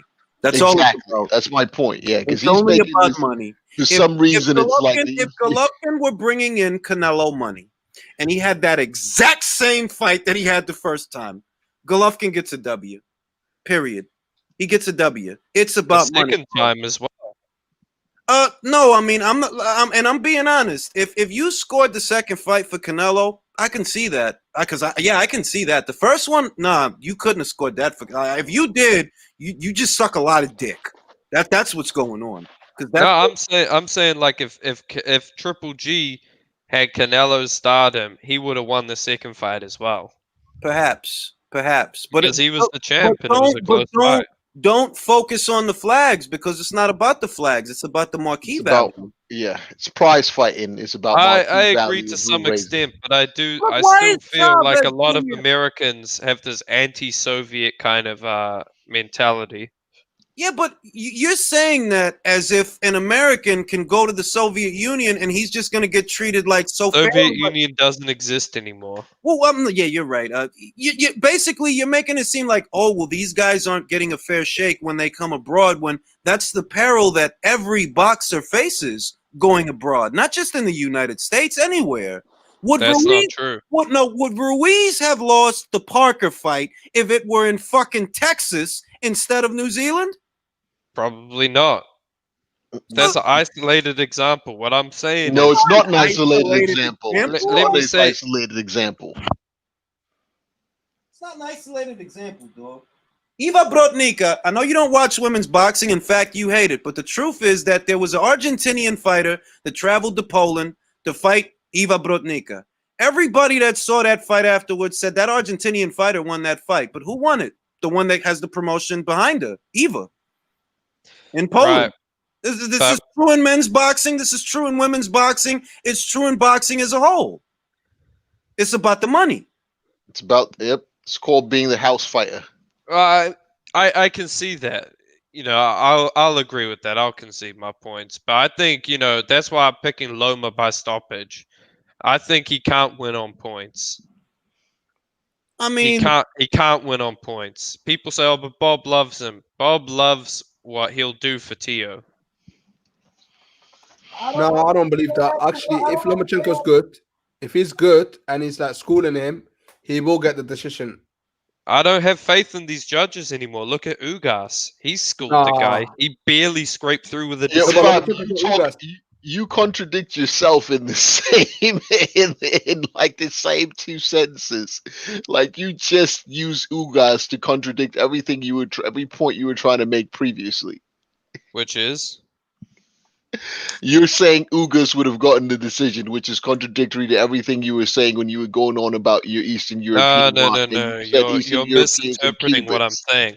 I'm saying, because P is saying that if Loma schools Lopez, he thinks he'll get the decision. I'm not so sure because Ugas schooled his opponent. True, he got the decision, but it was super Okay, close. Loma, let me ask you a question. Who's the bigger name, Loma or Teofimo Lopez? It's about potential, man. It's about No, potential. it's about the name. No, bro. he asked you a straight question. Loma. Exactly. So Loma will get that decision. If Loma schools him, because it's he'll about get that decision. potential. It's about potential. No, it's not about look. Here's a fact. Here's a fucking fact. All right. Jeff Horn got Manny Pacquiao's belt. Anything can happen, gentlemen. So I'm not gonna throw out what L Dog is saying. Like, who's a bigger name? Pacquiao. Who the judges give the fight to? Jeff. But it was in Australia. True. I mean, let's not act like Bob doesn't do this shit either. Look at Pacquiao Bradley. I mean, look at oh yeah. Look at Bob Murata loves it. Indom. How the fuck did that happen, dog? Yeah, I don't understand that. And this is what I'm saying. People think Bob is like, you know, he loves these guys like Loma and Pacquiao. But I mean, Bob loves one thing and one thing only: money. All right. Look at how the guy treats his fighters. If he can't make money off of you, he's gonna use you to build someone else. He'll throw you to the wolves, no hesitation. Yeah, but that's where. Yeah, but no, it's not that. It's not that. Look, I mean, I'm not disagreeing that you're saying that, but that's where you have to be a good fighter, bro. You have to be good enough because Bob is not going to feed you applesauce, and that's why I love him. He's not going to feed you applesauce. If you're good with Bob, you're probably great. That's why great fighters come from Top Rank. Shout out to Top Rank, Brad Goodman, Todd Duboff.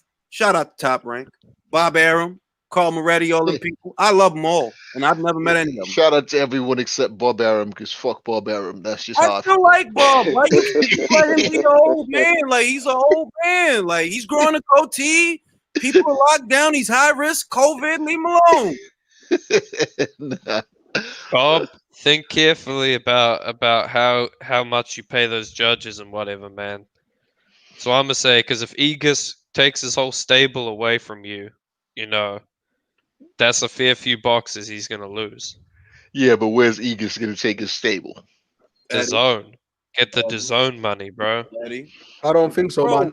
It's all about ESPN is one of the biggest platform right now in America. Is that right? No. I'm gonna be honest, P. If I'm Egas Climas, I start seriously looking at the Solin brothers and DAZN as a relationship. Hell yeah. DAZN is in depth.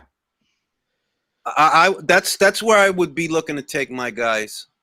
Because and who is DAZN owned by? Vosdick versus Beterbiev, and I never talk about this, but it breaks my heart the viewership that fight got, because it should have been more, because that was a great fucking fight from start to finish. Those were two great fighters. It was a great fight, and I think it only got like 600,000 views. It wasn't a pay-per-view. There's no reason people shouldn't have tuned into that fight if they're boxing fans. But that fucking fight didn't get watched, bro. And that was a good-ass fight. So if I'm Aegis, I pull out of the American boxing scene because it's not being fruitful. And I start looking at, yo, like, Matchroom is getting money, bro. And Matchroom has a good relationship with Sarland. We can set something up to get these guys some Euro money. And also, let me be honest with you guys. The zone Matchroom is going downhill. Matchroom used to be big back in the day. Matchroom right now, they're going downhill. Sky is basically pressurizing them to give them the best fights, bro. Because they're not really giving them the best fights. Nah, fam. The zone is going downhill. They're in depth right now. Matchroom is bigger now, literally bigger now than it has ever been in the history of Matchroom. What are you talking about? I'm saying the zone. Look at the zone. Like, what sort of names have they got? Matchroom exists independently of the zone. I know they're independent, but now has where Matchroom was just a UK outfit before. They have offices in Italy. They have offices in New York. What do you mean? I know they got offices in Spain as well. I know all of this stuff, but I'm saying the platform that they chose, the zone. That's the zone is one. Listen, can I say something? Is one platform, bro. All I can say is that you're moving mad right now because I've just been in 3 countries and I can tell you that the presence of the zone and the Matchroom between Sky and the zone is bigger than any other boxing platform. The only outfits that I could watch everywhere from Germany, Belgium, Turkey, and I'll be back in the UK tomorrow has been Sky and the Zone, Matchroom Boxing. Look, I'm going to say this, right? And when I say this, the reason I think people ignore it is because they think I'm caping. And no, I'm not fucking caping. I'm not playing. This is a global outfit. Do you understand that? Just like when I tell you, no, not just you, P, because I don't think it's just you. I think that a lot of people hear that and it doesn't register. This is a global outfit, dog. You understand? Global. It's global money. When you think about MTK Global, stop just thinking about the UK. It's a global outfit. You understand? Global. So when you hear the words global, realize, yeah, it's bigger than Top Rank. It's bigger than Top Rank. It's much bigger. You don't understand what I'm saying, the though. Zone is bigger than Top Rank, but Top Rank is bigger than Matchroom, man. Top Rank got a way better stable. Hear me out. Can I get my 2 cents in, please?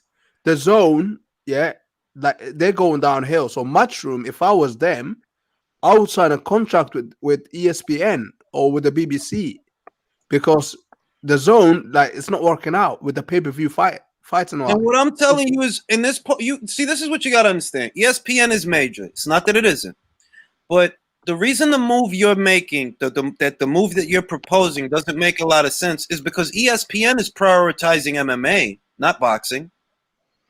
You understand? So that's not a good move. What about Fox? What about Fox or Showtime? These are all American companies, not global companies. All right, now Fox is big. Why ESPN is global. Wait. This is what I'm going to say. Fox cut the shoulder programming to the PBC.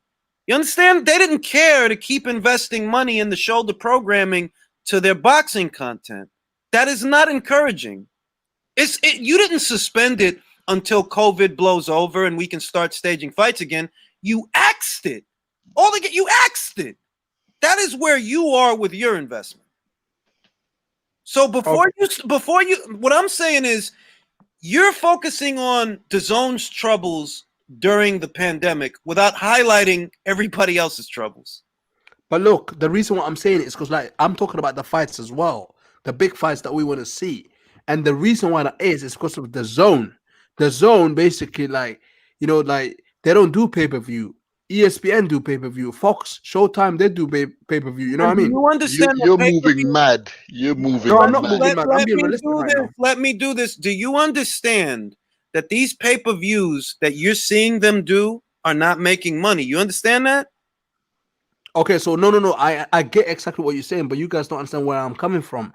What I'm saying is, if you want to fight like Wilder or Fury, like let's say like AJ wants to fight Wilder or Fury. All right. How are they gonna work that out? P, If one side's pay per view. This is what I'm trying to tell you. You just named Wilder and Fury, right? What have we been talking about? They guaranteed those two fighters between them $60 million, and they did not clear it. You understand that? There's no profit, bro. So you have got to stop overlooking the failures of Top Rank and the failures of the PBC to focus on the failures of DAZN, which is global, where they are not. DAZN can take the hit. Right now, they got Canelo Alvarez tied up, and most people don't even realize it because they don't know how to read legalese. And he's off, it's the truth. He's off the shelf. He's going to be off the shelf. Mr. Shelton, that's not Mr. Shelton, the real Mr. Shelton. I'm not getting schooled, man. We're having a debate, and that's a show, by the way. It's not the real Mr. Shelton. Bro, I'm just telling you, a lot of people that are not, and I'm not saying this to you, right? But I'm trying to help, like, I'm trying to communicate this to these people that don't understand. Like, if you don't understand something, sit back and soak it up. Because a lot of y'all think that DAZN is in trouble because somebody told y'all that dumb shit. Now, me, it wasn't somebody. No, it was the articles. Well, that's great. Me and Lennox been telling you the whole time, Canelo better drop this because they're going to tie him up. If you understood legalese, you'd already know how they're tying him up. Right now, they're tying him up with the borders. That's how they're tying him up. You don't even know who you should sue or where you should sue them. That's how they got you tied up right now. And there goes another month. So there goes another month just with that motion. And after that, I'll bet anyone they file another motion. Guess what? Canelo's not fighting this year. I mean, I'm almost certain that he don't unless he drops this. Like, you need to drop this, bro. Just renegotiate. Stop trying to pursue this because they're gonna tie you up. And the way that, like, I read through what Jake Donovan posted yesterday on Twitter. Bro, this dude is all tied. Like, you gonna be tied up with that for a little while, bro, before you even really get this lawsuit off the ground. You're gonna be tied up with that for a while. So why is he unhappy then? Why is Canelo unhappy? Like, all right, let me help you understand it as easily as I can. Canelo's problem is not DAZN. Canelo's problem is Golden Boy. Golden Boy backdoored him. They struck a deal that involves him and agreed to terms that he does not agree with. But then your issue is not with DAZN. Your issue is with Golden Boy because you empowered them to make decisions on your behalf, and they made a decision that you're not in agreement with. They're who you need to go after. You will get absolutely nothing from DAZN. You'll get nothing from them because you don't have a contract with them. Your promoter has a contract with them. So you need to go after your promoter. And that's what's probably going to end up happening. His legal team is going to realize DAZN is too big a fish for us, but we can get Golden Boy because they are a U.S. company. It's not going to be as convoluted about the borders if you just go after Golden Boy. If you go after Golden Boy, you can get released from your contract and thereby void the contract that Golden Boy struck with DAZN. But you have to focus on Golden Boy, not DAZN. Why is he going after DAZN, though? Because DAZN's the one that has the money. You're not going to get $280 million from Golden Boy. They ain't got it. DAZN has it. But yo, you need to let that go, man. I'm telling you, DAZN will go out of business. I'm telling you, they gave too much money to Eddie. And what did Eddie do? Nothing. He didn't do nothing with that money. No one wants to sign for him. He hasn't got top fighters in. I'm talking about the American DAZN. Like, you know, no. Who's there? Like, that's a big. Oh yeah, but except that Matchroom had the best numbers on everything on DAZN USA last year. Yeah, like I don't know where P's getting this information. Okay. Who's the biggest name? Andrade? Canelo? Fam, you don't even sound like you want Matt. I'm just saying. All right. Let me fill you in on something. Wait, P. First off, guys, hold on. Just before you guys carry on, it's almost 5 o'clock in the morning. I need to get a bit of rest, so I'm gonna leave you. Look, enjoy. All right, cool. Look, P. For starters, you understand that Joshua getting knocked out by Andy Ruiz was very beneficial to DAZN. You understand that? I do understand, actually. So you understand that it's not about winning and losing, it's about viewership and metrics. Do you think that Wilder getting beat by Fury is on the scale of Joshua getting beat by Ruiz? Because it's not. Not only did you lose money staging that event, you know, your unbeaten fighter, he got beat. The difference is when Joshua got beat by Ruiz, bro, that shit was a big deal around the world, bro. the world. Wilder getting beat by Fury was only a big deal, really, to Americans and a couple of boxing fans in the UK. Nobody gives a shit about that guy. And I'm not saying that to be mean. I'm being serious. Nobody. Where's the evidence, though? Because I think like there's a lot of people that have been talking about it. Like even like the people where I live, bro, talking. I live in a small city, and everyone's talking about it. Talking. Does that translate into money? Could be. How? They didn't break even.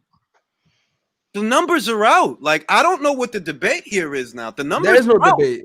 The numbers are out. Then you quantify it. If you guaranteed those two fighters $60 million, how many pay-per-views do you have to sell to clear that before you can start making money in unison with what you spent on advertising?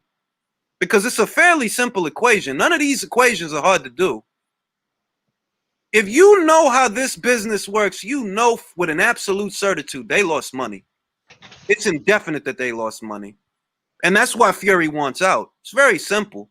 That's why he wants out. Like, bro, what am I going to keep fucking around with you for? For what? No, Fury doesn't want out. Fury still wants it. Then why is Fury himself saying I'm going to go on with or without Wilder? No. Because Fury, like he chats a lot of rubbish, and you know that as well. Because when he talk, 1 minute he's talking about AJ, and the next minute he'd be like, nah, I have to still fight Wilder because we got a contract. So he's trying to confuse us, and he's trying to get into AJ's head. But at the same time, he knows that he's gonna fight Wilder.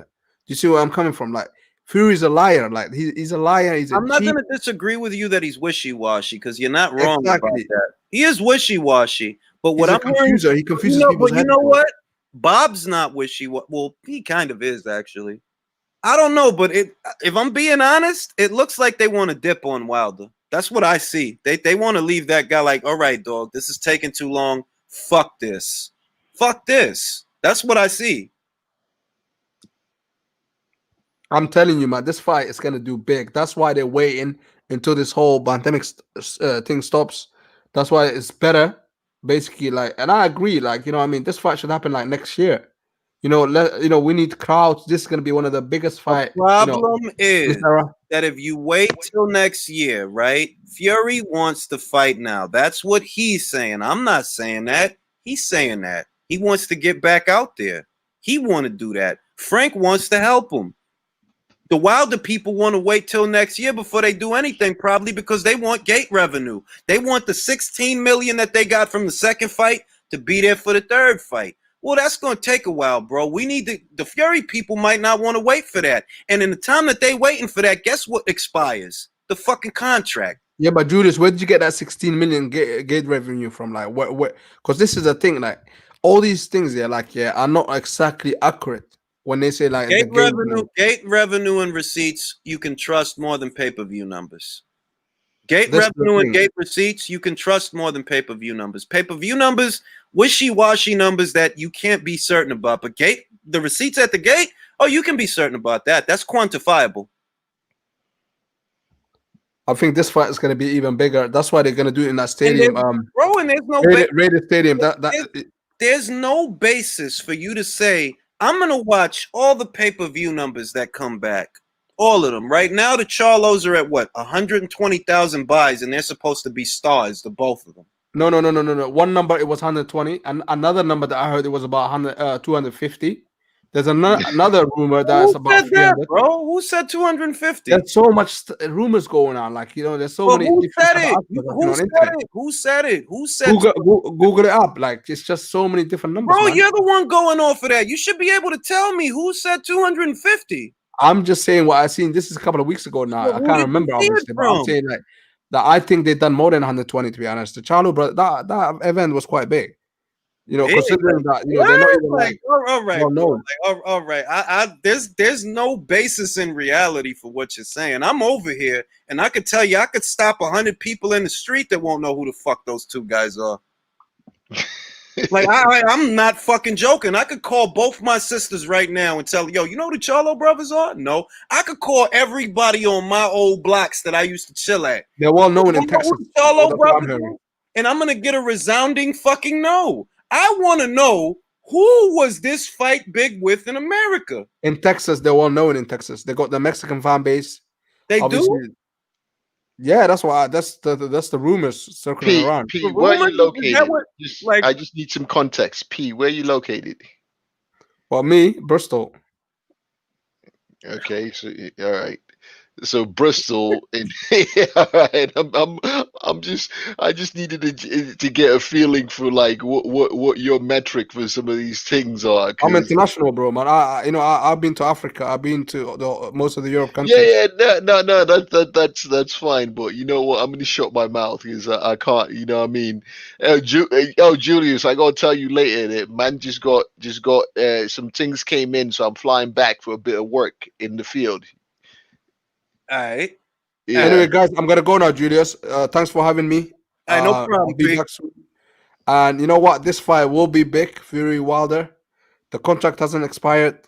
It's still on. So bomb squad, baby. Oh, all right. All right. All All right. right. God bless you. That was interesting. That was interesting. It's all Nah, right, man. It's all he was right. He was level headed though. You know what I mean? I mean, He look, he was tried to level headed. quantify it. I'm not critical. I'm not going to be critical. I'm just saying that he tried to quantify it. He didn't quite quantify it, and that's okay. I don't think that fight does 750 or 800,000 buys. Not right now, and not next year. I don't. Nah, you know, all I got from that is that some of these man them have legit fans because he sounded like he legit believed, you know what I mean, from the bottom of his gut. So, you know what I mean? So it's good to see though. It's good, you know what I mean? I enjoyed it, and it was like it was civil. I'm You going to know? say this, right? A lot of times, in reference to the sport of women's boxing, I see people have opinions, right? And I don't agree with those opinions, but I let them have them because it's good for the sport. And that is the feeling that I had just now. Like, you know what? You're a fan of boxing, and boxing needs more fans. Fuck it. Yeah, Think it's yeah, gonna do good? Fuck it. Let it do yeah. good. That's exactly my feeling. But yeah, it's mad though, because you see, I'm just watching like a few of the things I said. It's funny. I wish we could go back to your lives from the summer. Was it? I'm not even sure if it was summer, April, May, because I feel like Nostradamus right now, because all the things man was predicting are coming true. Like, Bro, you know, at its base, and I don't say this to sound like elitist or anything like that, but all right, Lennox understands legalese. Lennox understands contracts. And unless you understand legalese and contracts and this kind of stuff, there's a lot of stuff that's gonna go right over, you know, the casual boxing fans' head that think it's about stupid shit and dumb shit. Like, nah, bro, it's down to the contracts. Look, I've been said, and this is in an article that I just read. They double dipped on Canelo, which is what I said from the beginning before this information was even made available. It looks like Golden Boy Promotions walked that boy into a situation with the zone, even though he himself did not strike a deal with them. That's what they're saying, bro. Like, if you yeah. understand legalese, if you understand it or have a mild understanding of it, you know what the problems are and you know where shit is going. Now, That's it. And my interest is really what is Canelo's end game? Because if he's got a half decent legal team, they have to be telling him, "Yo, big man, this thing with the zone not got nowhere." So what I mean, is they his? gotta know that, bro. Like, they Yeah, have to know. Like, bro, look, DAZN is gonna keep you chasing ghosts with bullshit for a while. You better leave them alone. Focus on Oscar. Get him. You can get him. because I'm trying to like, what's your end game? You want out your Golden Boy contract? Because this, you got no contract with the zone. There's no way any judge or any jury is paying you damages for services that you did not render. Yeah, I mean, You're that's what they suing, happen. Yeah. you're suing for services you did not render. Did they pay you for the fights you had? Yes. Have you had a fight that you're not You paid for? haven't No. suffered. You haven't suffered any damages. You know, like, you really haven't. And they gave you alternative, like just to put it as concisely as possible, you can't get them, bro. Like, and I said that. I said that, like, bro, he can't get those guys. Forget it. He can get Oscar, but forget about getting Len Blavatnik and them guys. You're not getting them. I'm telling you, you're not. Leave Because them alone. they got about 10 motions ready. No, and if he keeps, because the end game could be gain release from Golden Boy's contract, gain release from that, and then negotiate on your own behalf with Len and John and all those guys. But you keep ruffling their feathers, and they might look like, you know what? Fuck you. we're gonna keep you tied up for a while if you keep poking fair. Stop playing. How old is he? Let's see, because he's not a young man, so I'm not even sure if his career can afford to sit on the shelf. And it's like, he's approaching his early 30s. He could, if I'm being honest, if he could afford to lose anything, he could probably afford to lose a year tops, tops. And that's hoping that he doesn't come back like Ward and his knees are all fucked up or whatever it was. You know what I mean? Because he didn't come back the same guy. He comes back, he fights Paul Smith, Sullivan Barrera, 2 Kovalev fights, and he retires. So he came back for 4 fights. Yeah. Canelo's got a little bit more upside than that. He could probably afford to lose a year, but I mean, do you want to? Do you want to? And then like your marquee value now is like, your marquee value suffers, which puts you in a bad position negotiating a new deal. Jonathan Morrison, if you want to come on and explain how Golden Boy can get the zone, I will post a link in these comments before I close out this live. Because what you're saying makes absolutely no sense. What can Golden Boy get the zone for? Now, I don't even know how to. I can't wrap my what would they get them for, dog? Is Golden Boy even suing the zone? Like, what would they get them for? They think it's like, yo, I swear to God, they think this shit is like checkers or some shit. Like no, like what the hell are you talking about? Yeah, I'm not even. Like that doesn't like Golden Boy ain't suing the zone, so I don't even know what the fuck you think they would get them for. But I mean, if you want to explain it, I'm open to hearing it.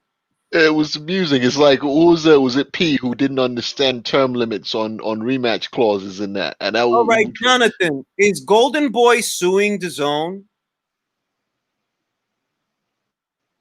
It's not I don't know what he's saying. Like he's just throwing out random shit. What is a breach of contract? What contract did the zone breach? They didn't breach anything. The contract states that they have to if he doesn't the fight doesn't happen on their platform. It sounds like he doesn't know what the problem is. The problem is that the contract that Golden Boy struck with the zone is not in keeping with the contract that Golden Boy has with Canelo. That's the problem. The zone is not at fault. Now, Canelo is trying to sue the zone, and the zone is tying him up. I know you don't understand legalese, but that's what's going on. They're tying him up. Now, he can get Golden Boy. I think he can get Golden Boy for, God, what was the fucking... They have a fiduciary duty to Canelo Alvarez, and I think that they violated that fiduciary duty by striking that deal with the zone. The zone is not at fault for that, but Golden Boy is. And I think he can get them with that. I think he can get them with that. They're like, you can't strike anything. Go ahead. No, I said if anything, the zone could turn around and sue Golden Boy for fraud. Yeah.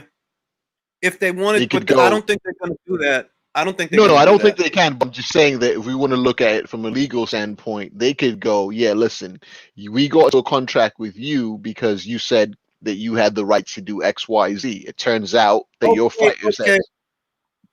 Let me ask you. Okay, so you're pretty well versed on the law. Who has a fiduciary duty to Canelo Alvarez? Because you're well versed on the law, and I'm not even being a prick. I'm literally asking you a simple question. Who is it that has a fiduciary duty to Canelo Alvarez?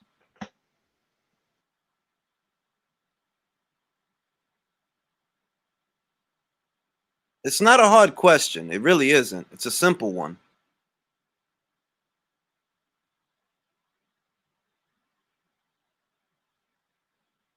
I'll wait. I'll wait.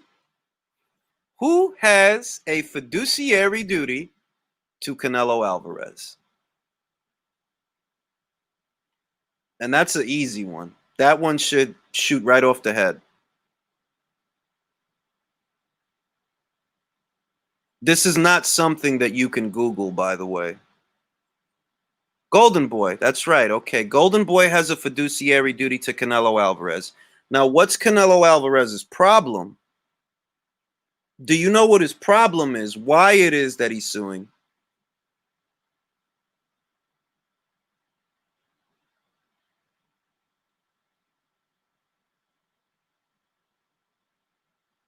Because it's simple why he's suing. It is very simple.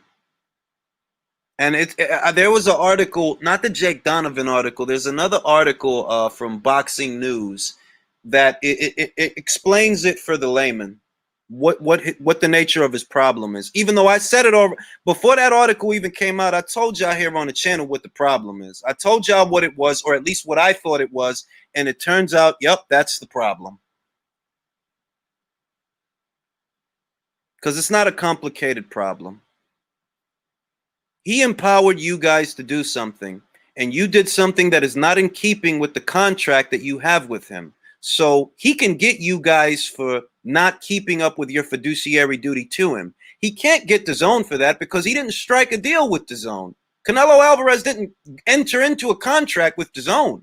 Golden Boy Promotions did. So if you want release from DAZN and all of that, you got to go after Golden Boy.